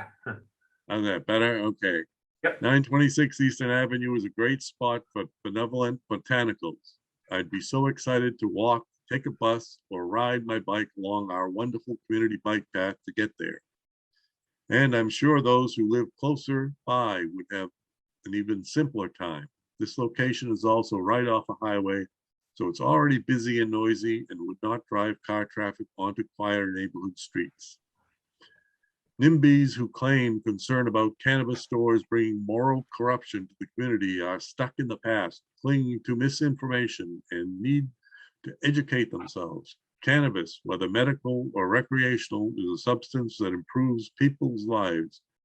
Benevolent Botanicals is going to go even further with plans to employ disenfranchised people and give back to the community, which is what every cannabis store should be doing. I have faith that Benevolent Botanicals will establish a high standard for justice in employment that other businesses will want to emulate. Warren and Steve's business will be great for the community. I am asking again for you to please grant the variance for what could become a beloved Maldonian-owned community shop. Cecil Roth, 11 Converse Avenue, Malden, Mass. I can read the next one. 4.27 Bradley Lambert. To the Zoning Board of Appeals, my name is Bradley Lambert, a Malden local residing in Ward 1. I moved here from Somerville about a year ago and intend to stay here as a permanent Maldonian. I'm writing today to insist that the Zoning Board of Appeals grants Benevolent Botanicals a variance on the residential buffer zone for cannabis businesses. The property at 926 Eastern Ave is a perfect location for cannabis business. It is on a major road with very few major businesses nearby, and it is likely not to cause a noticeable increase in traffic on Eastern Ave or the residential areas nearby. Malden's recent resistance to cannabis-related businesses has severely impacted our tax base during the harrowing pandemic years. This also restricts access to life-changing medicine and safe alternatives to alcohol and other drugs, which are historically a major problem in our community and families. For the above reasons, I urge you to grant Benevolent Botanicals this variance. Bradley Lambert, 11 Converse Ave, Malden. The next one I have is 4.28, Paul Sherman and Susan Gill. I just want to clarify again, I think this is the third letter that's mentioned that it's medical. This is not a medical marijuana facility. Go ahead. Dear Mrs. Bartlett, that's Kathy, the chair of our board. I think, We write in support of the variance requested by Benevolent Botanicals. I think Nate read that one, Okay, wasn't that Paul one? Sherman, or someone. Paul Sherman and Susan Gill. So 1, 2, 3, 4, 5. So yes, I believe, yes, that one was read. Okay. Um, Did we read? I thought that we might have skipped Cook. nope, Cook has not been read yet. William Cook has not. Nope. Okay. 4.24, I'm going back. William Cook, January 19th, 2022. To whom it may concern, my name is William J. Cook. I reside at 54 Newton Street in Malden, Mass. The reason I am writing to the Zoning Board of Appeals is that I, as a lifelong resident of Malden, I would like to speak in favor of the application of a variance on the residential buffer zone presented to the board from Benevolent Botanicals LLC. I was born and raised in the city of Malden and proud to call Malden my home. Maldonians like me voted overwhelmingly in favor of cannabis businesses over 5 years ago. I am very protective about issues that would impact the city and its community. As a sole owner and independent business owner, I know how a small business can be more beneficial than a large corporation, which are for-profit driven and rarely benefit the community.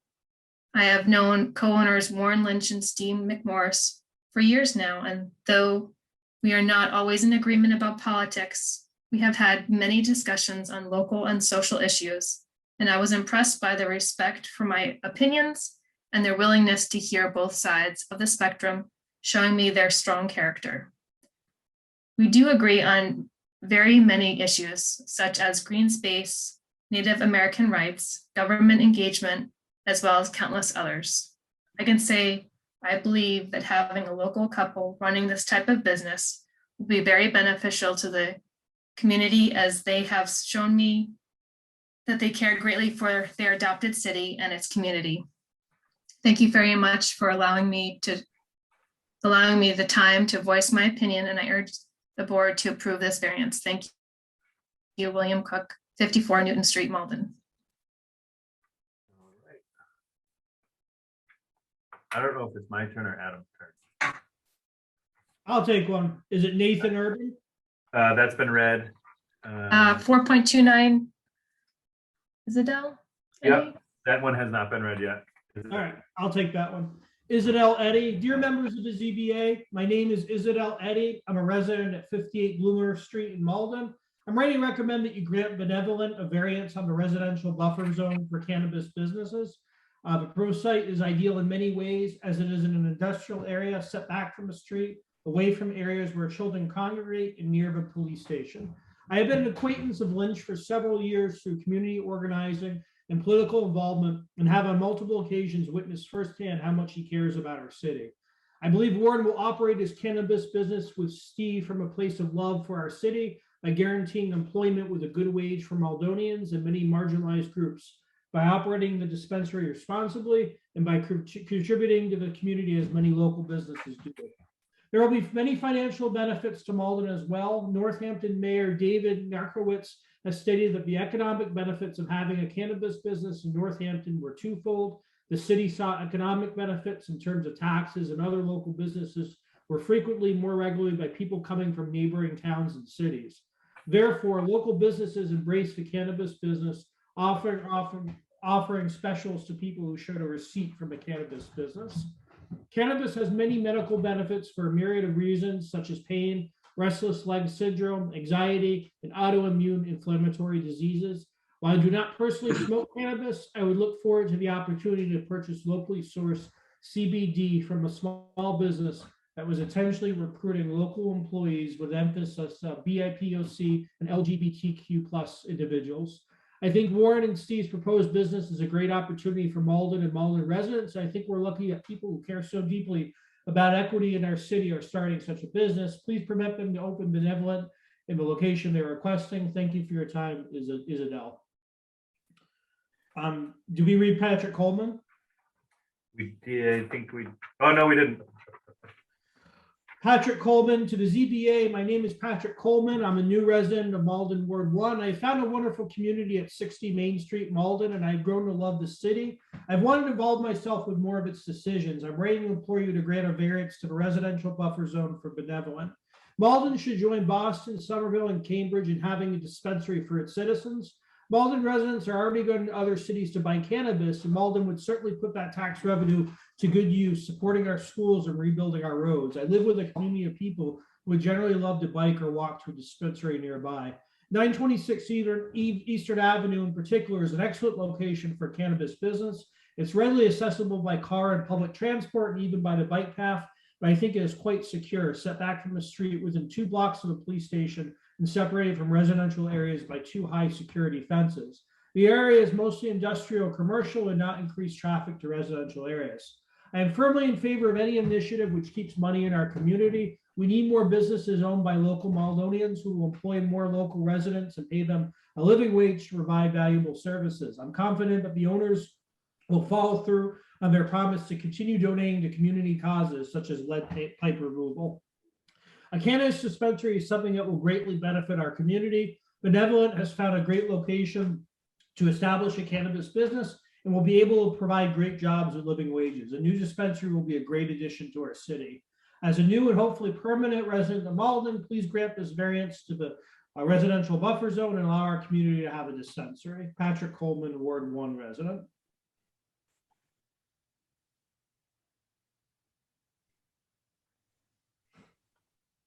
I believe it was the letter from Carol Moretti previously read. Yes, yep. Beverly Meyer, She's from Cambridge. Cambridge, And then the last one here is from Somerville, so I think we're good on this list. Jason Berube. That's it. Yeah. Hi, this is David Senatilica. Can you hear me? Yeah. Am I on now? Yes. Okay. I just a point of order. What's the reason that we're not reading the non-Malden residents? I mean, is that a bylaw or is that something that's in the charter?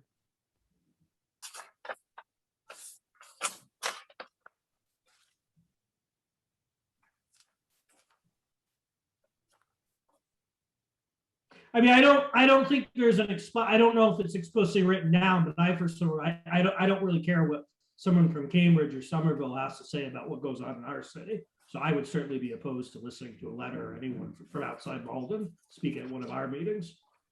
Well, how do we know that they don't own property, have business interests, have other work in Malden, own property, businesses? Like, we don't know that. So I don't think we can just arbitrarily dismiss the letters that are from outside of Malden. Well, I mean, I think the chair can kind of set the tone on who wants to publicly participate. So, you know, We're not arbitrarily dismissing it, David. They wrote a letter and signed it with their address in Somerville, Cambridge, and Winchendon. They're not representing themselves as living here at all. Maybe they used to, but they don't live here. I understand that, but do they have to live here in order to testify at a public meeting? What if they own property or work or have a business in Malden? Then maybe if they represented themselves as a business owner in the city, that would have been different. And we actually did have somebody on this list, but I think if they're not living in the city, then, and they're representing themselves as not living in the city, then, and they don't vote in the city, then I don't know why they should have an influence on this. So the next letter is J. Damasi. I support this zoning variance request brought forth by Benevolent Botanicals only if all neighboring residents and businesses are on board. Route 60 seems like a nice bumper. Garden Remedies on Route 99 has become an afterthought and has produced little impact from what I've seen by passing by there many times during the week. I was a no vote to decriminalize marijuana back in 2016, but now that it's here, I don't want to lose tax revenues because I feel we only have a few years to work before it's nationalized and Costco, Amazon, and Total Wines are taking all the margin. I totally respect the abutters and want what they want. Oh, and what I totally respect the abutters and what they want. And the last one that the last letter that I have in favor, and I believe there are a few people that want to speak in favor before we get into the people that are against it. The last letter I have is from Lex Morris Wright, 11 Converse Ave in Malden. To the Zoning Board of Appeals, I'm writing as a resident of Malden to express my support for granting Benevolent Botanicals LLC a variance on the residential buffer zone for cannabis businesses. Benevolent Botanicals LLC would be a beneficial addition to the community of Malden. It would be a source of tax revenue that could aid in community improvement projects like repairing roads, supporting public education, and maintaining community parks and infrastructure. By resisting cannabis businesses, Malden loses out on significant funding from cannabis sales. Currently, this revenue is being sent to other places as Malden residents like myself, my family members and neighbors who use cannabis for medical and recreational purposes must shop at businesses outside of Malden.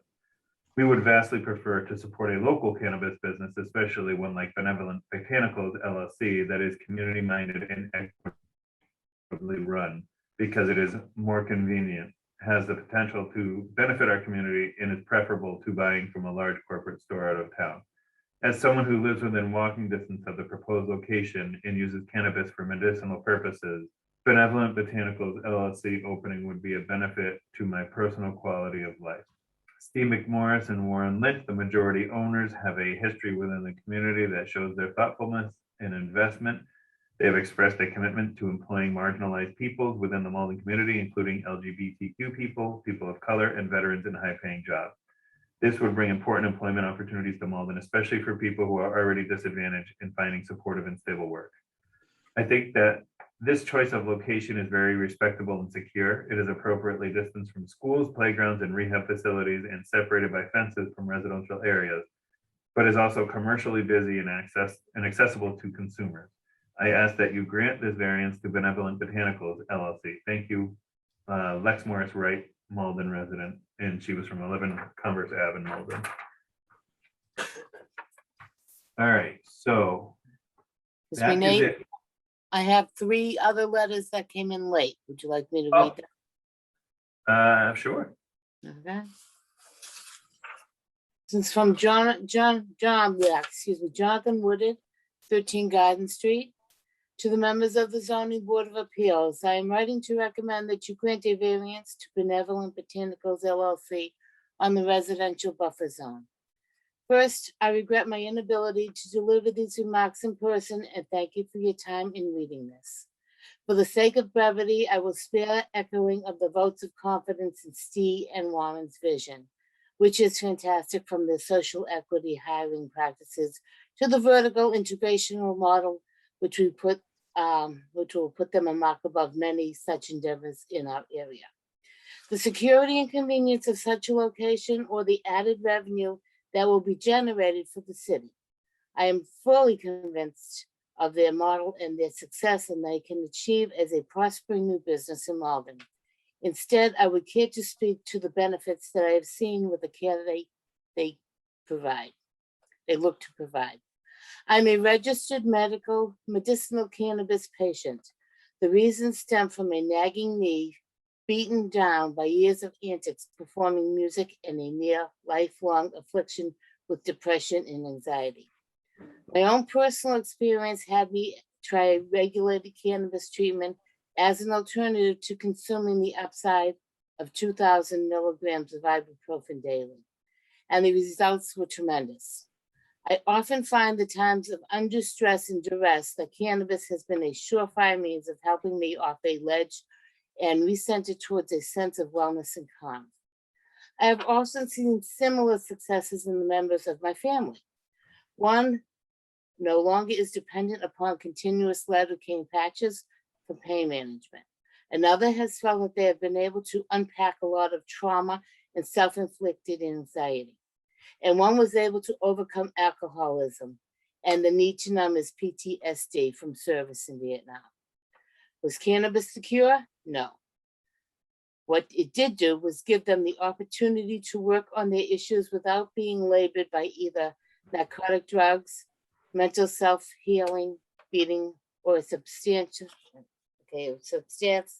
I'm sorry, of a substance, I got a blank line here, that is counterintuitive to wellness and can ultimately lead to addiction. Needless to say, the points above don't speak to the nature of zoning, but I do hope that I could at least cast a light on what is really a benefit, the human experience. I know that Steve and Warren value the good that can be done by education and mindful usage of cannabis. I also know that they love Malden and they want more than anything to see it succeed. I believe that we are at the point where we can invest not just in the fiscal element of the city, but also the people. I know the good it has done for me and those in my life, and I can only wish grace for others. Therefore, I ask that you please grant them this variance. Thank you, Jonathan Woodard, 13 Garden Street, Malden. This one's from Emily Hamilton of 57 Church Street. To the members of the Zoning Board of Appeals, I am writing to recommend that you grant a variance to Benevolent Botanicals LLC on the residential buffer zone. Since moving to Malden 4 years ago, I have seen how invested Warren Lynch and Steve McMorris are to their local community. I believe they will focus not only on making a profit, but on making their business serve our neighborhood well. As a parent and as a neighborhood member, I find their site request reasonable. The requested location has enough barriers between residences and their place of work to maintain safety for everyone. And locating it so close to the Malden Police Station should assure any fears about the community members. I have no concerns that their business will harm my neighbors. In fact, I'm sure it will benefit us. I prefer the idea of a locally owned small cannabis business to large chain. This will keep profits more tightly tied to our community as evidenced by their hiring commitments. I am glad to know we can keep more tax revenue in Malden where it is needed to take care of our residents, especially for such important issues as replacing lead pipes. I support their request for a variance. Thank you, Emily Hamilton. And there is one more from Colleen Cook of 146 Plymouth Road, Malden. To the members of the Zoning Board of Appeals, I'm writing to you to recommend that you grant a variance to Benevolent Botanicals LLC, a cannabis business on the residential buffer zone. I have known Warren Lynch and Steve McMorris for several years since I've lived in Malden. Both Warren and Steve are very much involved in Malden and want to see Malden community and businesses thrive. I believe in them running a responsible cannabis business in Malden. The zoning variance requested is fair and reasonable.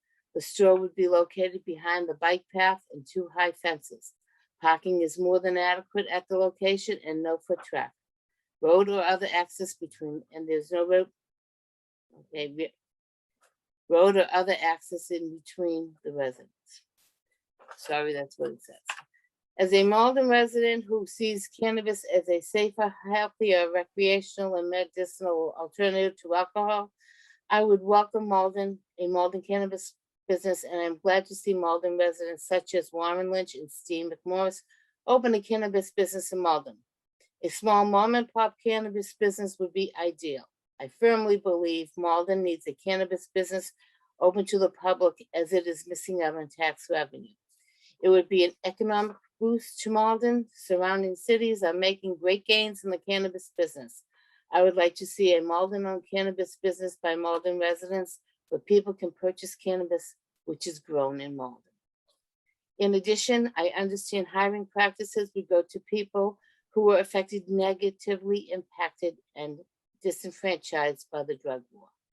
This cannabis shop pledges to be a social equity participant in its hiring practices. There is much data available that cannabis dispensaries do not increase crime rates. This is something Malden needs to get behind. Therefore, I ask you, please grant Benevolent Botanicals this variance. Thank you, Colleen and Aaron Cook, 146 Plymouth Road, Malden. Okay. There we go. All right. We have several people with hands raised. Do you wish to allow them to, for their turn? No? All right. All right. Caitlin Pearl Sloan is next. Caitlin? Thank you. Can you hear me? Yes, could you state your name and address for our records, please? Thank you. Caitlin Peel Sloan, 69 Columbia Street, Malden. Thank you. Thank you for allowing me the opportunity to speak. I have two very brief points to make that build on what has been already said into the record in the letters. So I am a homeowner with a young family, and I live in Ward 6. When I first heard about Benevolent Botanicals developing a marijuana business in Maplewood, I was actually really excited. I thought they would be even closer to us in Maplewood Square, but the location that they have on Eastern Avenue is really perfect because it would be super hard for anyone to get to from inadvertently from a home or from the bike path, which goes right behind it, but is separated by high fences. And I would just really love to have a local marijuana business for to patronize. You know, my family, we have been to Garden Remedies. We also use the bike path. We go to the Planet Fitness down there. We go to Crazy Good Kitchen. And I think it would be a really great addition to that neighborhood. And I would love to stop sending my tax money to Melrose with their opportunistic location up on 99, and would instead love to support a local Malden business. Thank you. Thank you. All right, we have a lot of hands raised now.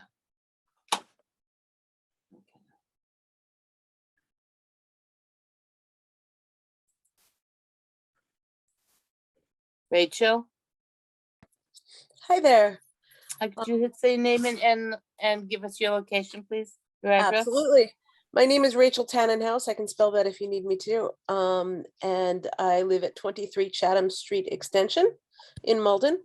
And I own this home, and I want to speak in support of granting the variance. Despite the fact that I am unlikely to be a customer and I am not an abutter, I would cheerfully have, if I were an abutter, I would still be here testifying in favor of this business. I would cheerfully have a whole handful of businesses like this near my house, certainly over something like a Walmart. They are committed to the community. They're looking to have ethical business practices. They are local. They are bringing in the tax dollars. They are hiring the people who have been most harmed by the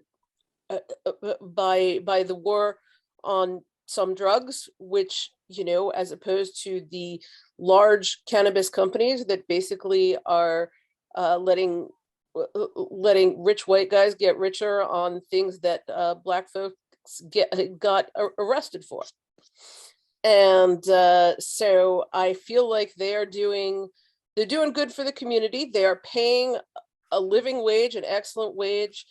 You know, I mean, you've heard all of the things that they are doing right. I don't see a downside, honestly, especially since you've got 4 of the 5 butters saying that they think it's fine. I appreciate that it is accessible both by car and by public transit. That is particularly useful for people with disabilities who might find it helpful to be able to get there and not have to figure out how to get to Melrose.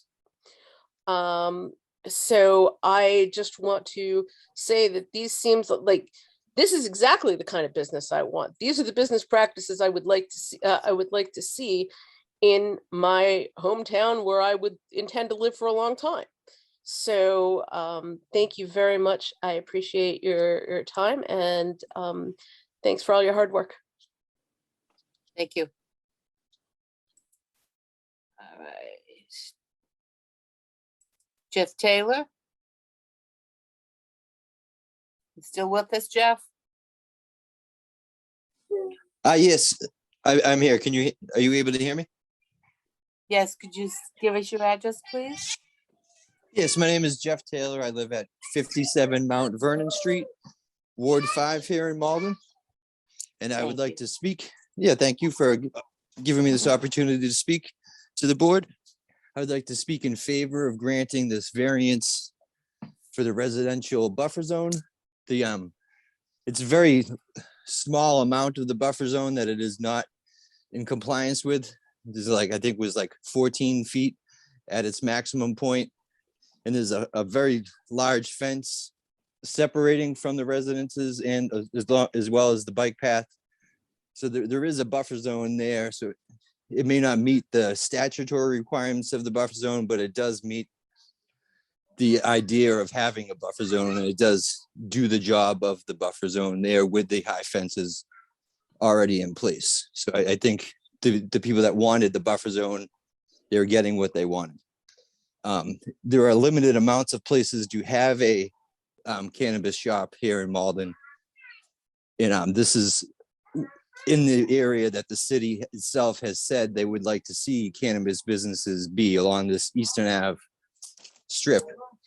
It is right next to a trash place, a composting place. So the fumes coming from that, I imagine, would be worse than anything that would come from a well-run cannabis store. I have not actually smelled any cannabis in the cannabis store when I go all the time. So I'm guessing they have very high quality filters that filter out any of those odor anyways. I am a medical cannabis patient. I know this is a recreational store, but it is the same cannabis. So it is still a medicine. And all the people that are medicinal patients of cannabis that are speaking in favor are telling you that they're willing to pay more money at this location for their cannabis. Because if you go to a medicinal shop, you are not paying taxes, but you are at a recreational shop like this one. So I myself am willing to pay more money to go to this specific location because I would like to see Warren and Steve succeed. They've brought themselves up from poverty. This is really the American dream at play here. And I would hate to see 10 feet stand in the way of the American dream, like literally 10 feet. I think the board here would really do the city a service by granting this variance. And I hope you do so. Thank you. Thank you.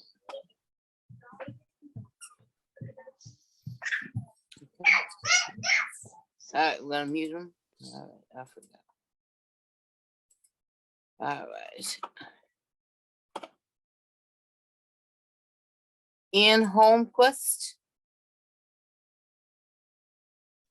Are you there, Ann? Hi. Hi. Hi. Give us your address, please. 86 Central Avenue, Malden. Thank you. So I can just go ahead and start now. Please. All right. So I'm here to ask that you grant a variance to Benevolent Botanicals LLC on the residential buffer zone for cannabis businesses. So I got to know Warren Lynch and Steve McMorris through their community work and the Malden Democrats. And I've seen that they care immensely about the community and would trust them to lead this project responsibly and with integrity. I'm Anne, and I've lived in Malden since 1996, and I graduated high school here. And I'm here to explain a little bit more about why this project probably has such potential and is going to be great for the community. So I currently live with my parents next to the Altitude Apartments, and it's not a far cry from the dispensary Garden Remedies everyone's talking about in Melrose. Whenever I'm there, the parking lot is full. And I think it's only logical for us to bring this type of opportunity to Malden as well. I mean, this tax revenue by itself is a great reason to have Benevolent Botanicals operate here. And this kind of revenue will add to the cash flow that will eventually reach our homeless shelters, youth programs in schools, nursing homes, and other needs. And while we're talking about the needs of the community at large, there is that value that medical marijuana has for the disabled. And although we're talking that medical marijuana, or this isn't a medical use shop, people who cannot drive a car to the other dispensaries will be able to access Warren and Steve's shop through the bike path. I actually realized that just now. See, I have had seizures for 25 years since I was diagnosed with a brain tumor at age 4. And I've never seen a more effective tool for my seizure control than cannabis oil. And I mean, CBD in general has been the difference between night and day for lots and lots of people like me and people with other conditions. At times it surpasses my pharmaceutical drugs. I'm far more inclined to use a dose of CBD than a dose of clonazepam when I can to calm down the brain. And for all the other folks out there who are looking for anxiety relief, insomnia relief, and pain relief, a shop right in Malden only makes sense. A place where we Malden residents can actually get our medical marijuana if we cannot drive a car and park at places like Garden Remedies. So yeah, I think it only makes sense. And thank you. Thank you.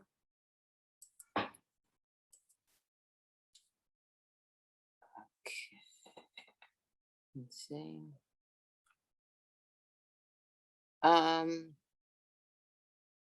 There's Nick Moretti, but he, oh, okay. Did he sign the one from Carol? Come on. All right. Nick, Nick Moretti, can you hear us? Can you hear me? Okay, could you just give us your address for the record? 45 Lillian Road. All right. I don't want to repeat too much of what other people have been speaking about, so I'll keep this kind of short. Social equity was one of the leading selling points in the initial legalization of cannabis in Massachusetts, which frankly, we've dropped the ball so far. There has been little to no activity in that regards. After speaking with Warren extensively and hearing his history of his involvement in the community, I strongly believe him and Benevolent will be the perfect start to righting the wrongs of the past. And again, a quick little side note, as somebody who is well knowledgeable in the production and cultivation of cannabis, there is no magical difference between medical and recreational cannabis. That is nothing more than a title. But I can guarantee you, and I do not speak on behalf of Warren, but I can guarantee that anybody out there seeking aid from cannabis will be able to get that here. Thank you. Thank you.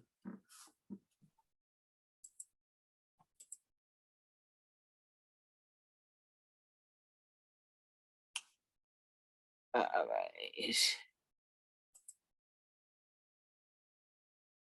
John Mayara? Yeah, I'm here. Is this on? It is. Could you give us your address for the records, please? Hey, John Mayara, 68 Washington Street, Apartment 2 in Malden. Thank you. I'll try not to rehash everything that's come before. There's been a lot of good stuff.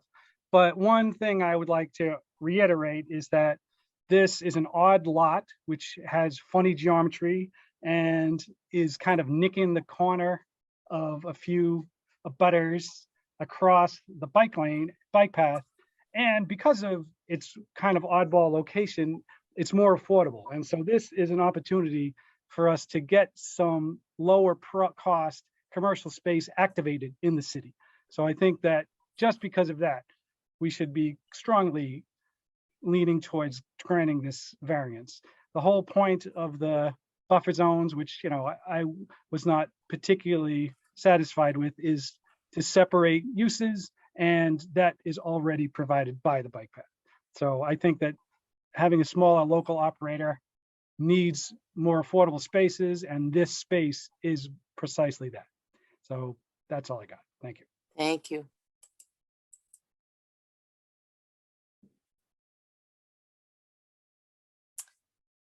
Stephen Winslow.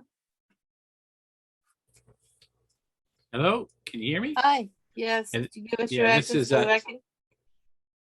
Yeah, this is Counselor, Ward 6 Counselor Stephen Winslow, 83 Jacob Street.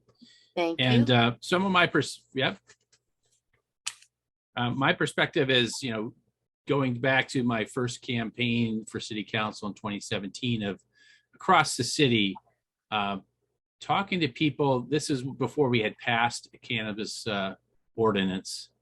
And to me, the surprising thing was how ordinary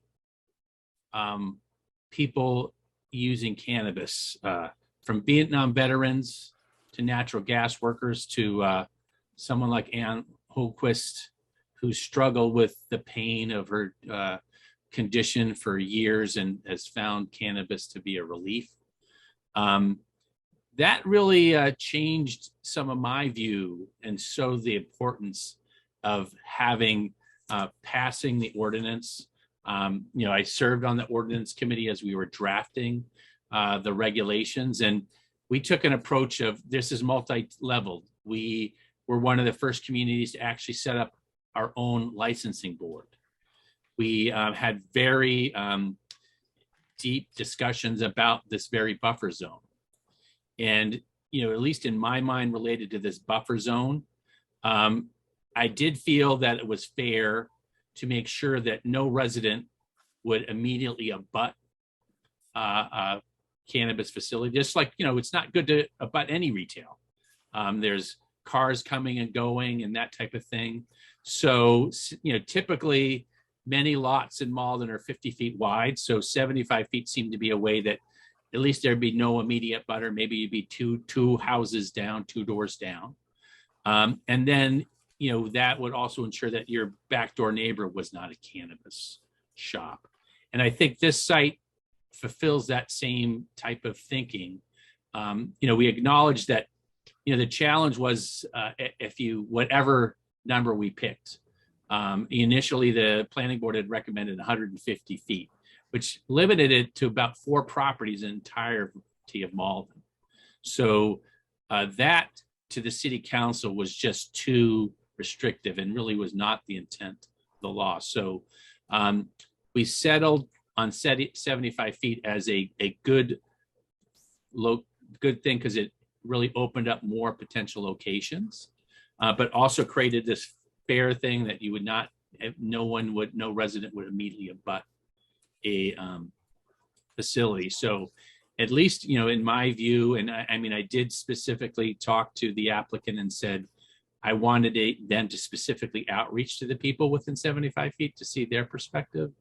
And I appreciate they've done that. And I haven't received any calls from those, you know, close by abutters. So I think that's reassuring to me. I have talked to people that are, you know, next door to those folks, and they have not heard anything. And have called other residents on Waite Street. I haven't heard any particular concerns. So I think, you know, as I said, our licensing process is multi-tiered. We have, you know, the next step beyond this would be to have a community meeting. So I know there may be some other people who are going to speak in opposition. But I think that for the purpose of the Zoning Board of Appeals, I encourage you to pass this so we can take that next step so we can get to the community meeting.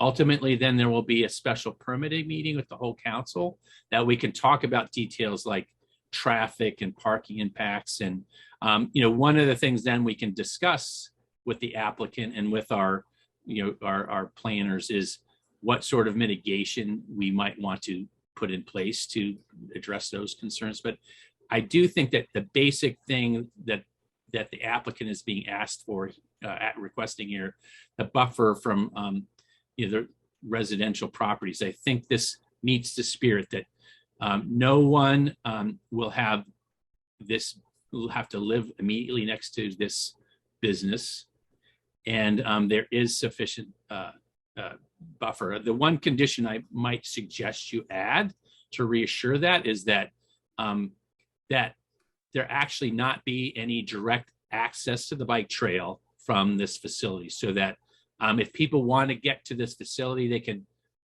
go from Maplewood Street up Eastern Avenue or go for Broadway. In some instances, like you see at the CVS at the corner of Broadway, I actually encourage the planning board to have an opening directly to that CVS at Broadway and Eastern Avenue. Here, I would not suggest that, so that there is, we meet the spirit of the zoning to make sure that there is a substantial enough buffer between this business.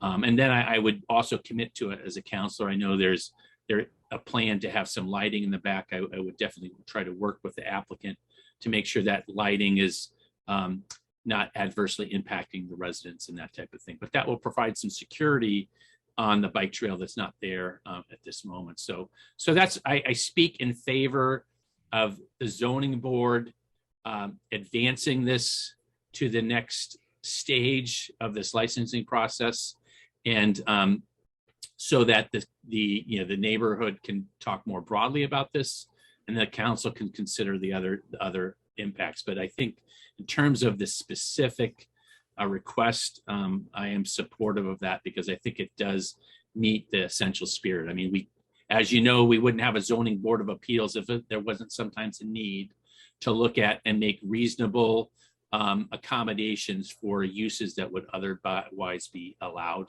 I think the other last point I wanted to make is, me, leading proponent of the bike trail.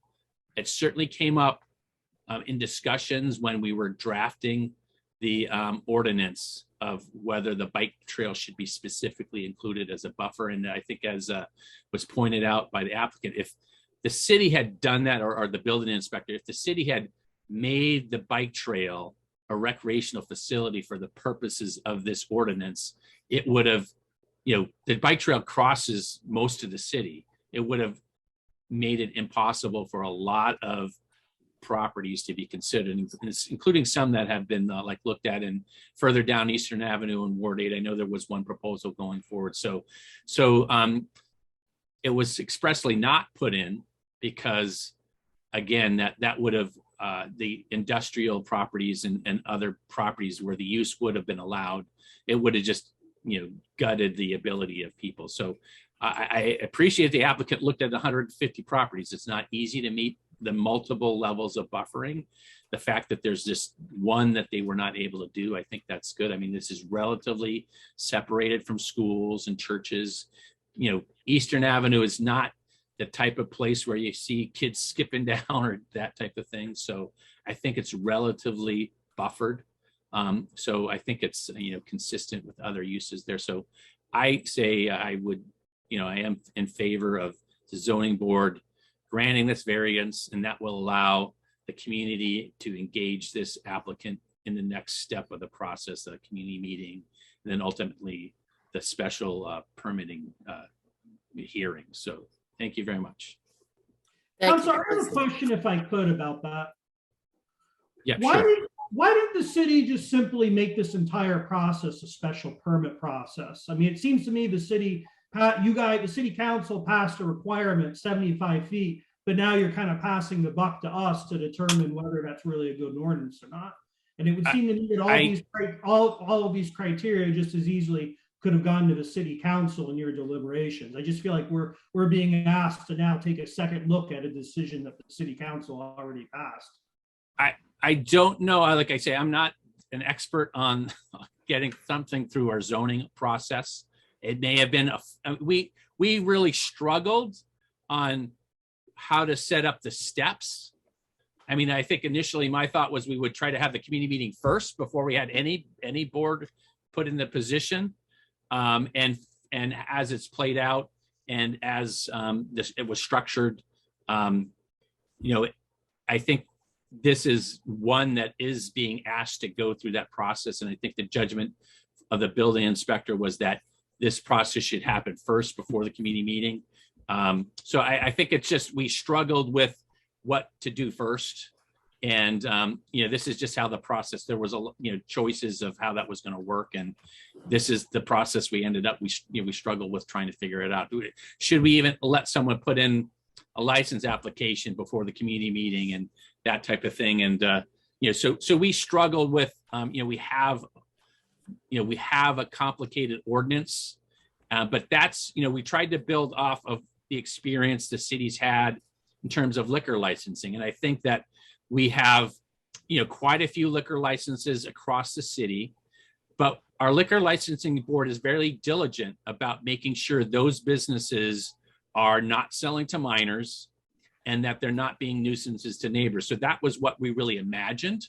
And so it's just, we it's just starting it out. It's a complicated thing because we have the buffers that people want. And so, like I say, it was, we spent, I think, almost a year trying to figure out how to, set up the how the dominoes fall here. And this is how it fell. And, I think, I think the thought was we put in the buffer, expecting people to work as hard as they could to avoid having to go to the ZBA, but this one's pretty close, so they are proceeding. And like I say, I think Nelson might know more of, I know, as he said, uses can't get variances, but buffers can, so it's a little different. So that's my explanation.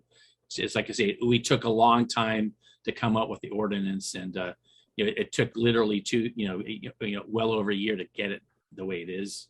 So it's not perfect, but like I say, we're, that's just the way it ended up being. Thank you.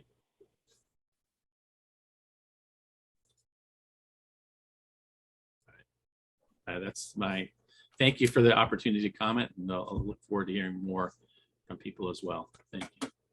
Thank you.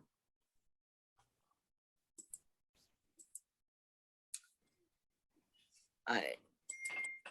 M. Reynolds, could you give us your first name also and your address, please? Yes. Can you hear me? I can, thank you. I'm Michael Reynolds. I'm at 42 Clinton Street in Malden. I just wanted to voice my support in favor of the variance. I think it's a great idea to have a business owned by local people selling a locally made product. And the tax revenue, of course, will be a great benefit for the city itself. I think it just checks all the boxes. And with the limited number of possible locations for this business, I think allowing for the variance is just a no-brainer in my mind. So thank you very much for letting me speak, and have a great night. Thank you. Thanks.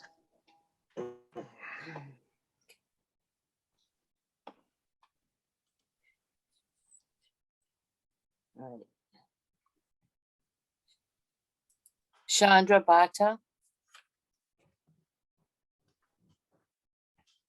Hi, my name is Chandra Batra, and I'm from and I live at 52 Trowbridge in Cambridge, Massachusetts.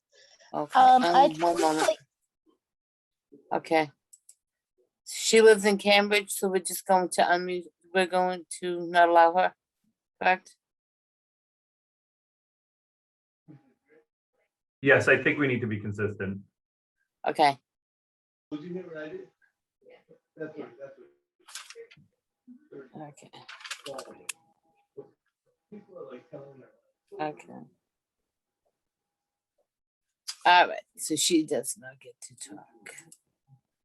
All right. Galvin Murphy? Anyway, I'm gonna listen and see how it ends up. Hello? You wanna come? What? Galvin? Can you hear us? Good evening, Galvin Murphy, 24 Church Street, Malden. Thank you. I'd like to speak in favor of the board approving this variance. I'd like to add that I do not know the applicants at all. I just think that the purpose of tonight's meeting is to talk about the distance in the back of the building to the abutters. Church Street is, or where I live, is about 2 blocks away from where this is. And I also own a business that's along the bike path that might be maybe 2-3 blocks away the other way. I don't see any problems with allowing them to conduct business.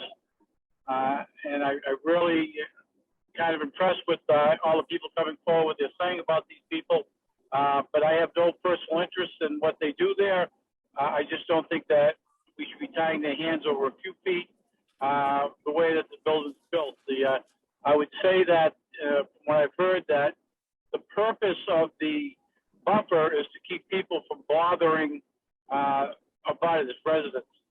And I think as we look at this, these people who are going to be visiting this shop will not have the opportunity to bother anybody in the neighborhood. And as a resident of the neighborhood, I am strongly in favor of this. So thank you for your time, and I wish everybody the best of luck. Good night. Thank you.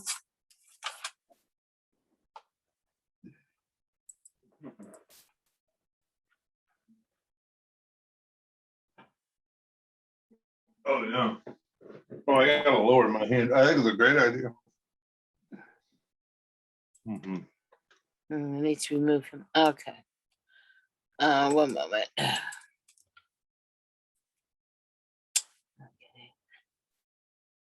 Garabet?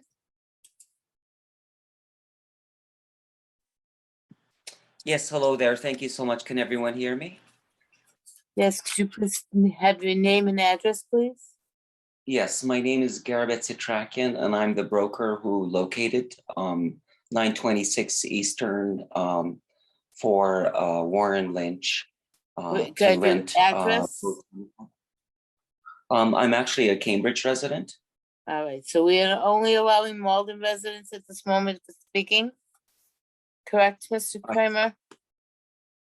Okay, Correct, sorry. all right, sorry. That's fine. Thanks. Thank you.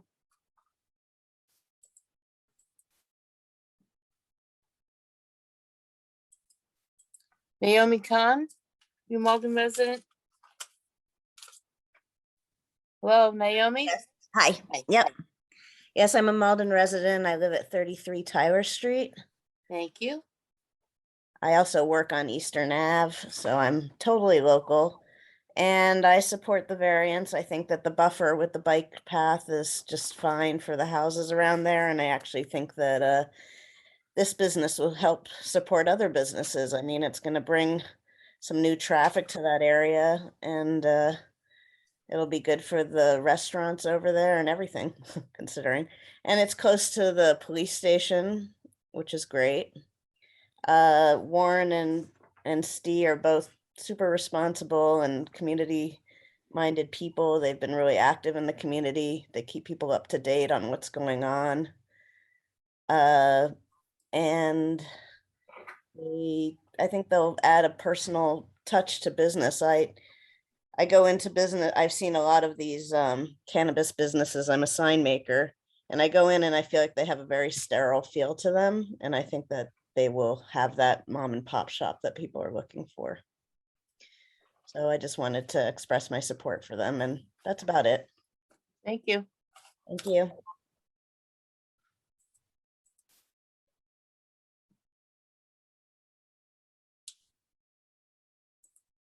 Chris Fernandez. Hello, yes, my name is Chris Fernandez. I live at 121 Salem Street in Malden. I'm speaking in favor of the variance for Benevolent Botanicals. I would like to echo the praise for Warren and Steve and their roles as positive community leaders. They are excellent candidates to operate a cannabis business that maximizes the benefits to our city. And speaking on the variance itself, it seems obvious to me, and I think to anybody who's familiar with that stretch of the bike path, that the high fences and vegetation along the bike path present a significantly greater barrier compared to an additional 14 feet of sidewalk. And this is exactly what this type of variance is intended to be used for. I think it's a no-brainer, and I trust the committee to see it as that way as well. Thank you very much for your time. Thank you.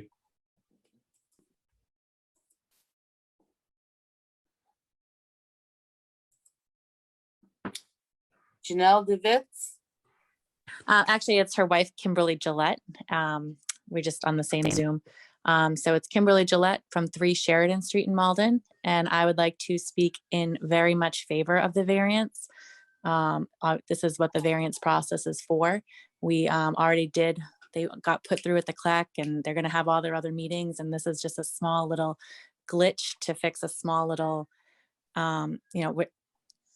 there's a buffer zone that we really didn't do a good job in Malden of offering a lot. So this is kind of a no-brainer. I'm just in support another one. Thank you.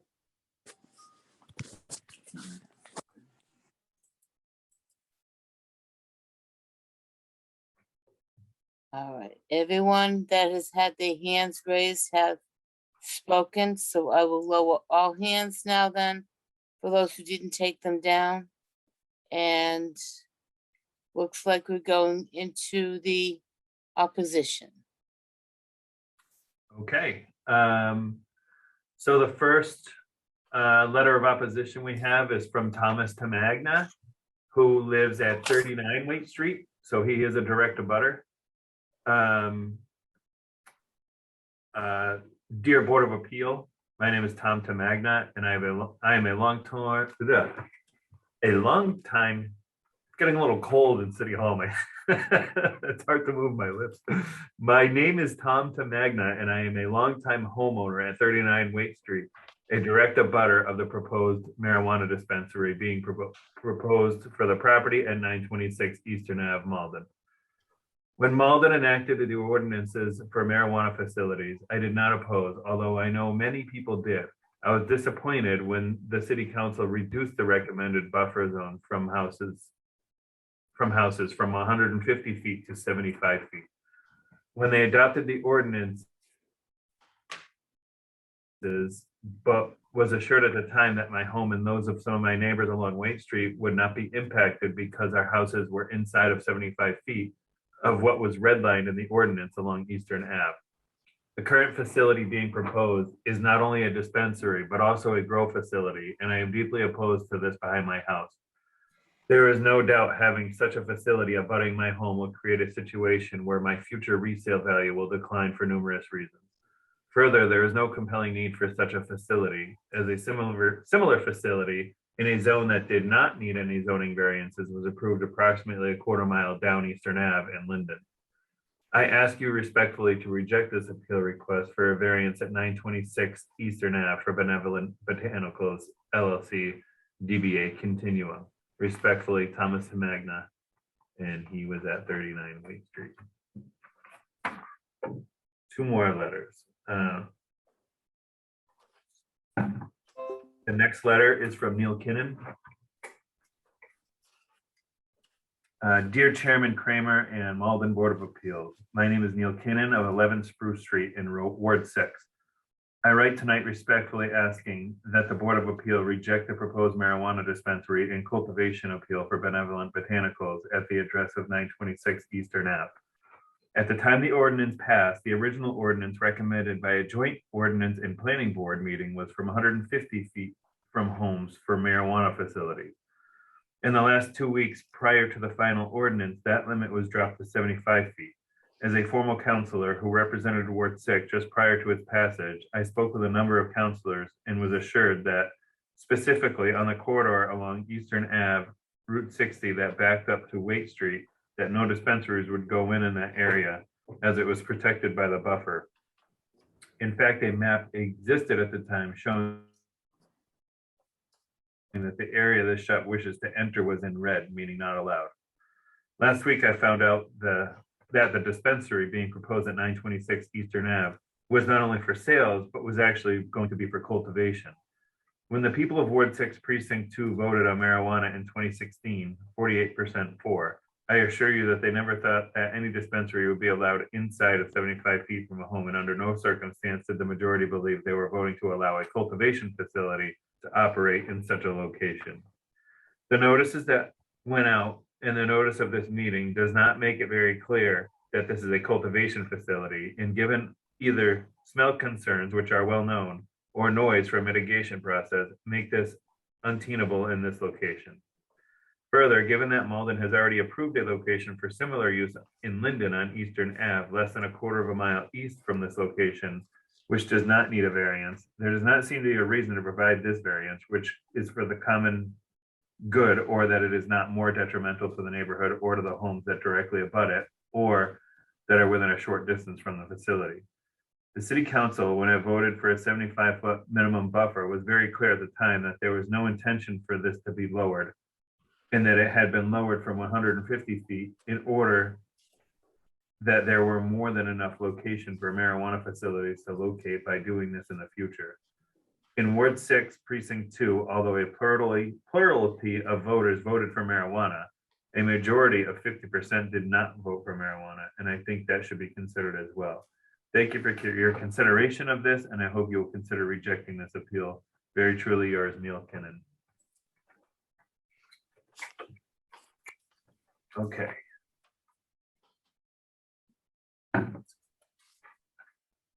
The next letter, and the final letter that I have, is from Craig Spatafora, the City Council President. Dear Chair Kramer and board members, my name is Craig Spatafora, President of the Malden City Council. I live at 75 Elm Street. I am writing to the Board of Appeal to object to the request for a variance of MCC 12.12.190 F1C, location of a marijuana establishment within 75 feet of a residential use. Title 12 of the revised ordinances of 2020 as amended of the City of Malden as per Plans CMID-040216-2021 at the property known as at number 926 Eastern Ave, Malden, Mass, and also known by City Assessor's Parcel ID 127433306. Before I expand into my basis of my opposition, I will state, as the previous chairman of the Ordinance Committee that created the retail marijuana ordinance, the residential setback was one of the most debated and contested issues. It was always clear to me, just as it was ultimately demonstrated in public, that the residential setback was a pivotal concern of most citizens of Malden. Understanding cannabis is a relatively new land use because it was not legal, there was no need to define and regulate it into zoning ordinances. Many cities had to start the nascent process of regulating cannabis and create zoning conditions by which cannabis land uses must abide or reduce impact on surrounding properties, or to make the approval of cannabis land use more palatable.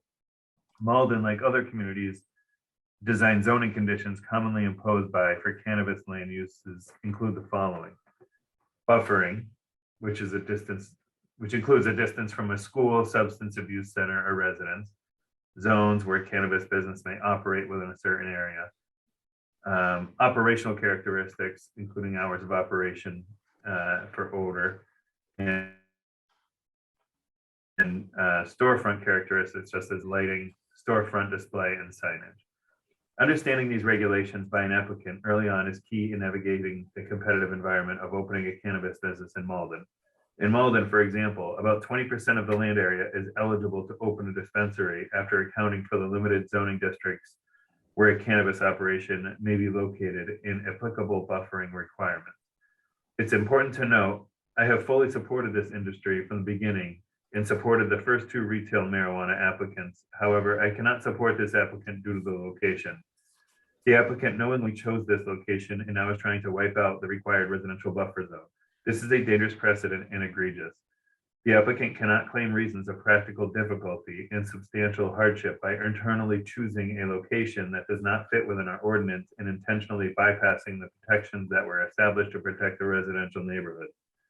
The neighborhood should not have to absorb the impact of this business and the concomitant loss of living in that area. Granting this appeal is not supported by the three administrative criteria that govern this body.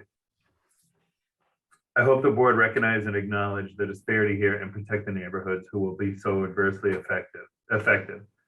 For that, I respectfully request the Board of Appeal deny this applicant. Very truly yours, Craig Spatafora. And that was all I have. Was there anybody that wanted to speak against it? There are no hands raised. Okay, well, no, I'm sorry, Jadine's Jadine Sika actually has just come on raising her hand. Okay. Let's call her on, okay? Jadine? Hi, good evening. Can you hear me? Yes, thank you. Hi, good evening. My name is Jadine Sika. I live at 12 Cleveland Street, Malden. I'm the Ward 8 City Councilor. I want to thank you all for such a late evening. I want to echo the sentiments of Councilor Spatafora. I had the pleasure of sitting on the Ordinance Committee when we were going back and forth with these residential buffers, all the buffers actually. And I can assure you that if we thought people were going to come in and get a variance for this particular buffer, we would have left it at 150 feet. Why would we have gone down to the 75 feet, which I think we needed to, because there was a lot from 150 to 75 feet. It opened up a ton of more parcels to be able to have been applied for the marijuana license. So I know you've heard from tons of people. I'm going to keep it, pretty brief. I just want you to know, I want to remind you that this meeting is about a 75-foot residential buffer. It's not about how nice Warren and Stee are, which they are extremely nice, and they do a lot of good for the community. It's not about whether this is medical or recreational. And although many people this evening mentioned that they'd rather buy in Malden instead of going to Melrose, the truth of the matter is the ones who have medical licenses are still going to probably go to Melrose, because Malden doesn't deal with medical marijuana. They only deal with recreational, and you pay less taxes when you buy medical and you don't buy recreational. So that would be the only difference between recreational and medical. I'm not sure if the Board of Appeal members are aware, but the City Council has actually already approved 2 locations, one at 323 Commercial Street and one at 7 Linehurst Road on Bennett Highway next to Cappy's. These 2 particular locations are actually in the building phases, and I think they've received temporary granting through the state. So they're already well on their way. They came through the City Council, I think it was about a year ago, maybe a little bit longer. I can't remember. And then we also have another location that I'm pretty sure Nelson could confirm. 36 Charles Street is also been approved by the CLEC. So that's a 3rd location that we have in the pipeline. And they are scheduled to come before the City Council within the next 60 days. They just had their community meeting, so they'll be in front of us. So that could potentially be a 3rd location for a marijuana dispensary. And then in our last application process, we received 2 additional applications. One was for Lower Broadway across from Broadway Plaza, and then the other one was also a little bit down on Eastern Ave. That was previously approved, but something had fallen through. So there's now another new application for that location. So I just want to stress that there have been several applications that actually have made it through the CLEC already that didn't need to come and see you at the Board of Appeal for a variance. We have plenty of locations throughout the city that don't require variances. And I think that if you grant this variance this evening, it's going to be setting a bad precedence for our process moving forward. I think that we have plenty of locations that don't require this. And I think that you really need to think long and hard if you are going to approve this particular variance. I would also like to just ask one final question. And does this particular variance meet the 4 criteria that you need in order to pass this variance? I personally don't think it does after looking at them, but it's up to you. And I just wanted you to be aware that, Ward 8 and Ward 2 are the 2 wards in the city that have had the most cannabis. So Peg Crow and I have actually been the 2 councilors that have followed this process along, probably more than most, because it affects our wards pretty much the same. So if anybody has any questions, I would be more than happy to answer them for you. And if not, then I respectively ask you to deny this petition for a variance. Thank you. Thank you. Okay. So we've heard from everybody, it looks like.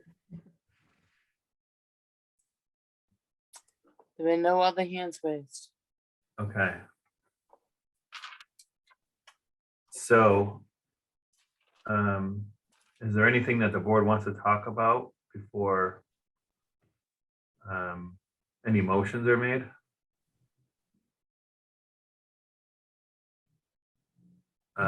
I see David's hand up. Does he have sound?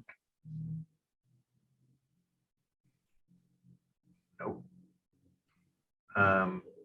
Susan, did you want to? Well, I just wanted to point out that one of the individuals, Garabed Satrakian, he offered some information about the site that might be, well, this is quasi-relevant. He says that 926 Eastern Ave was a location to process highly chemical insecticides. I don't know if that's the current use or if that was a prior use.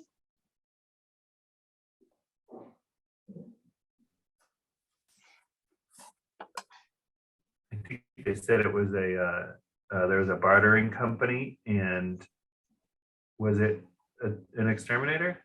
Yes, general environmental. Yeah. And I guess that also gives me a question as well. I don't know if the applicant can answer it. Is the property like, is there environmental contamination on the site that requires remediating that will be done as part of this project? We don't know. We're just voting on the buffer. Okay. That's something that will be dealt with, I'm sure, if it like as it moves along. Yeah, I just asked that because they keep saying that, this parcel is, economically beneficial for them because it's a lot cheaper than the other sites. But if there's remediation that needs to be done, I'm not so necessarily sure about that. Right. David still has his hand up, but we couldn't hear him. Hear me now. Can you hear me now? Yep. Barely. Yep. Barely. Okay. All right. I'll try to speak louder. So 2 points. Again, I mentioned this already, but I really like to hear from the non-residents, especially the person who said they found the property and they had some ties with the purchasing or the location of the property, because they might have relevant information. And I think it wasn't explicitly stated that non-residents couldn't speak. And to your point, we didn't give the people that were on the call, we didn't give them an opportunity to say whether they had Malden ties or not. Yes. So, so the first part of your comment was just addressed with Susan Chu. So the person that we didn't allow to speak actually sent a message, and that's what we were talking about. And then the second part, I just felt as though if the person isn't voting and they're not identifying as somebody that has any relationships in Malden, then I don't feel that they should have input. Unless they're hired as a consultant or something like that, that the petitioner brought along with them. Right, I understand that, but there were several members on the several people on the call that we didn't give them a chance to say whether they had specific ties to the city. Our chairman can set reasonable constraints on who can speak. It's his discretion. I think he's made his decision, so I'd like to move on. Certainly we can discuss this at another meeting, but I want to give Nate the respect he deserves as our chairman and abide by his decision. I echo that. At this point at 9:50 at night, I'd rather hear from direct abutters than people that live in Cambridge so that we can make a decision. Right. Susan, did you have another question? My only comment was just a follow-up to David's, that it might be helpful to let the broker speak, because he's someone that represents or has some connection to the proponent. But again, I defer to your decision on that issue. Yeah, so he wrote in the question and answer section what he was going to talk about, but it had nothing to do with the buffer, which is what this meeting's about. I mean, if we're going to discuss the buffer, I think we really should think, hard about, again, we go back to, well, I mean, Adam already had a talking to with Steve Winslow about, the city council's process. And if we look at their process that has to do with this ordinance, I mean, they put this in for a specific reason. I mean, they didn't use the minimum, they didn't use a maximum, they picked 75, and their reasons, like our reasons we vote and why they voted, we really can't ask them, but I mean, that's what they chose. And we got to think long and hard, because if all these other potential people are going to be coming in, I mean, this is the first one through the door, and are we going to change that ordinance? I mean, basically, that's what you're going to be doing. This is what, after hours and hours of debate on the part of the city council and the committee, they picked 75 feet. It did limit the number of possibilities for someone and might make it more expensive, but I mean, it's a difficult decision, but I mean, it's again, there's no specific reason. I mean, if perhaps if the people behind, if their lots were close, but they happen to have 300-foot deep lots and their houses were at the front, maybe that's a reason for a variance. But these are just normal Malden lots. There's nothing different about these lots that are within the 75 feet. So I mean, I wouldn't be too in favor of. I feel bad for the people for all the work they put into it. I mean, they seem to be doing, a lot of work and might be good people, but I mean, our last city council that spoke said they've already got 3 people that found locations that haven't come before us and are going before the city council, which means they need no variances. So there are 5% of the properties out there in Malden, I think I read it somewhere, that meet the criteria. So I mean, it's, well, anyway, that's just my comments. I mean, I want to add 2 things to that.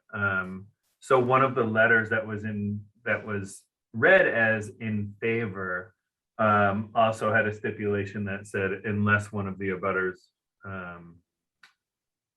was opposed to it. So that was the letter by Jay Damasi. And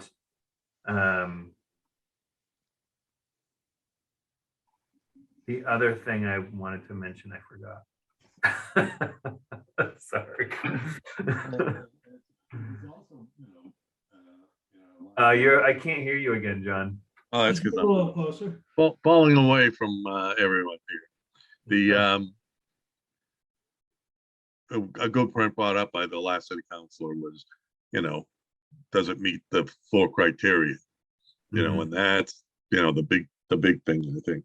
It can't be good people, it can't be a good idea, it can't be, and again, it comes down to if the city council wants to change it, make it easier for local people to get involved in this, then that's up to them to change it. I mean, they've given us the rules and regulations, and the state has said how we make variances. What do we base it on? And again, this lot and the lots behind it are just the same as most things in Malden.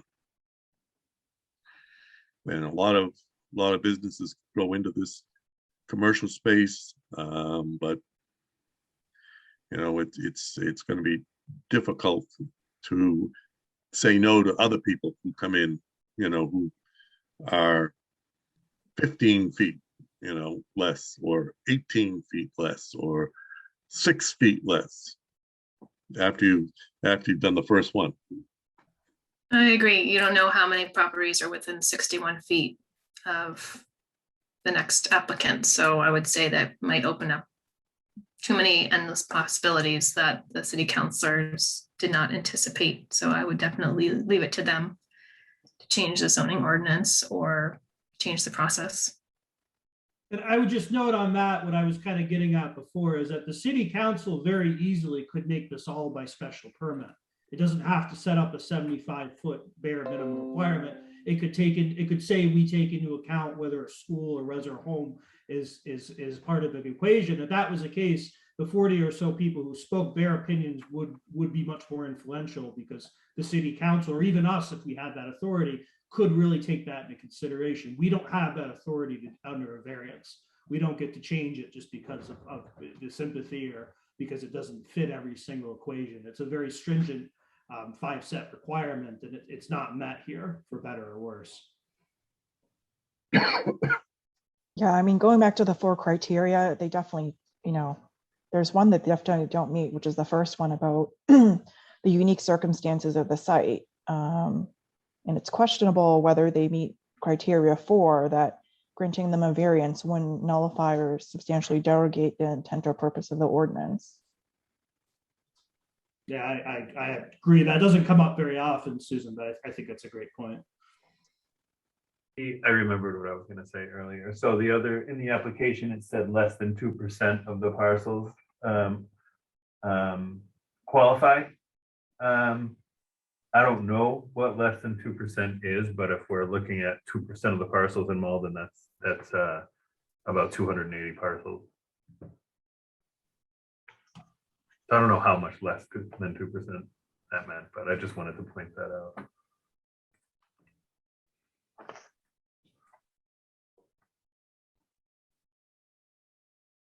I mean, if no one else, oh, I'm sorry, I think David wanted to speak. Oh, hi. Yeah, can you hear me now? Yep, hear me? I can. Okay. So I actually went to the site today. I did a site visit and took some pictures. And the pictures show I guess the level of separation between the building, the high fence with the barbed wire, the bike trail, the berm, and then a secondary fence before the residence. So can I share those pictures? They included some in the package that they sent. Yeah, the package is very clear. Okay. So I have those pictures if anyone wants to see them. My other question was to Attorney Sherwin or the petitioner when my audio was off. I just wanted to see if they could, if Attorney Sherwin, I'm sorry, Attorney McDonald, excuse me, Member Sherwin, Attorney McDonald or the petitioner could speak a little bit to the unique circumstances of the property where there is, it's within the 75 feet, but there is a tremendous separation in terms of the fencing, the bike path.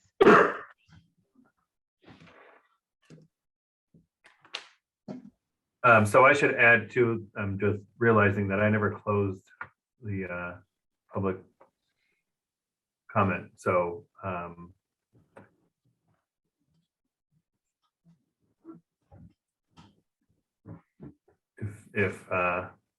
but I you know, if there's, I can close it now unless there's something that a voting member would like to ask, or an associate member would like to ask that is dealing with the buffer.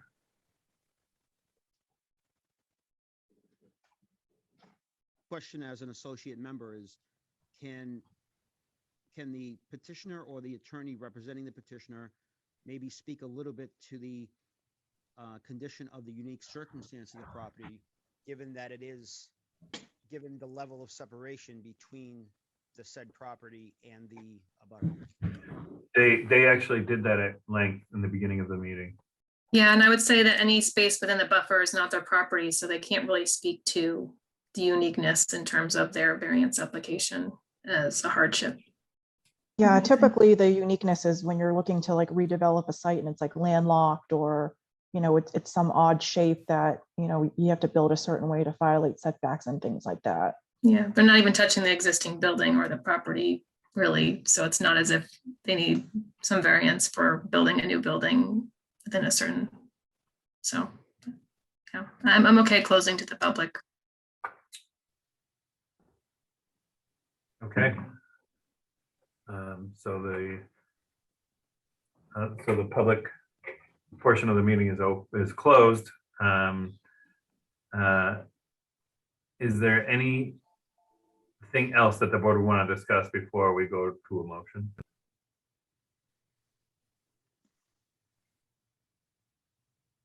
David has his hand raised. You need to keep a check on the time. At 10:30, this meeting will automatically go off. It's because it's time for 4 hours. 30-minute one. David, what was your question? I can't hear him again. Nope. Okay. Would anybody like to make a motion? Or does anybody have any other questions?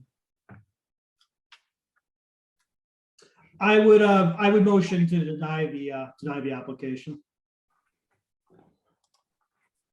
Sorry. I'm Second. speaking.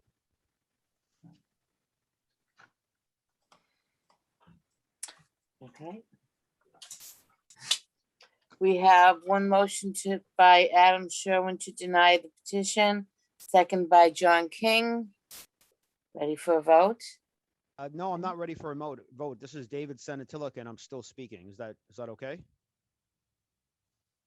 We couldn't hear you before, so I think that's why we went forward. What would maybe I'll let Nate take it from here. But what do you want to say? Go ahead, David. Okay, so am I on now? Yeah, we can hear you.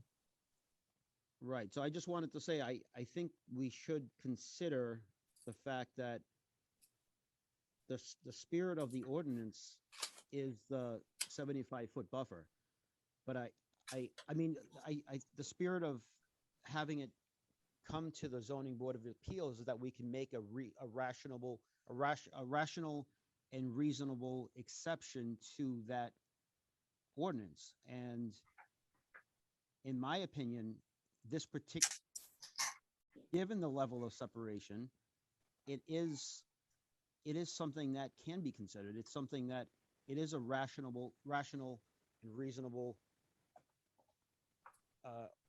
variance that we can grant. In the spirit of the ordinance was to protect the abutting properties. So if you were a voting member on this, then you would oppose the motion that's on the table. That's how that would go. Right, and I'm just stating my opinion here. Okay. I'm all set speaking. Thank you very much for your time. Okay, thanks, David. So we had a motion that was seconded and we were about to start the vote. Okay. All right, so the motion by Adam Sherwin to deny is seconded by John King. We'll take a roll call on this one. Sullivan? Yes. Motion to deny, yes. Sherwin? Yes. Thank you. King? Yes. Bilgan? Yes. Kramer? Yes. Thank you. All right, all in favor to deny the petition. The petition is denied. Okay. Move we adjourn? We someone needs to make a motion to adjourn, I believe. Oh, I was gonna second it. Motion by John, second by Catherine to adjourn. Sullivan, Yes. Derwin, Yes. King, Yes. Bilgan, Yes. Kramer. Yes. Meeting is adjourned at 10:04 PM. Thank you all. Thank you. Good night, everyone. Good night. Thank you, Night. everyone. Good night. Thank you. Happy New Year, everyone. Thank you too. Thank you.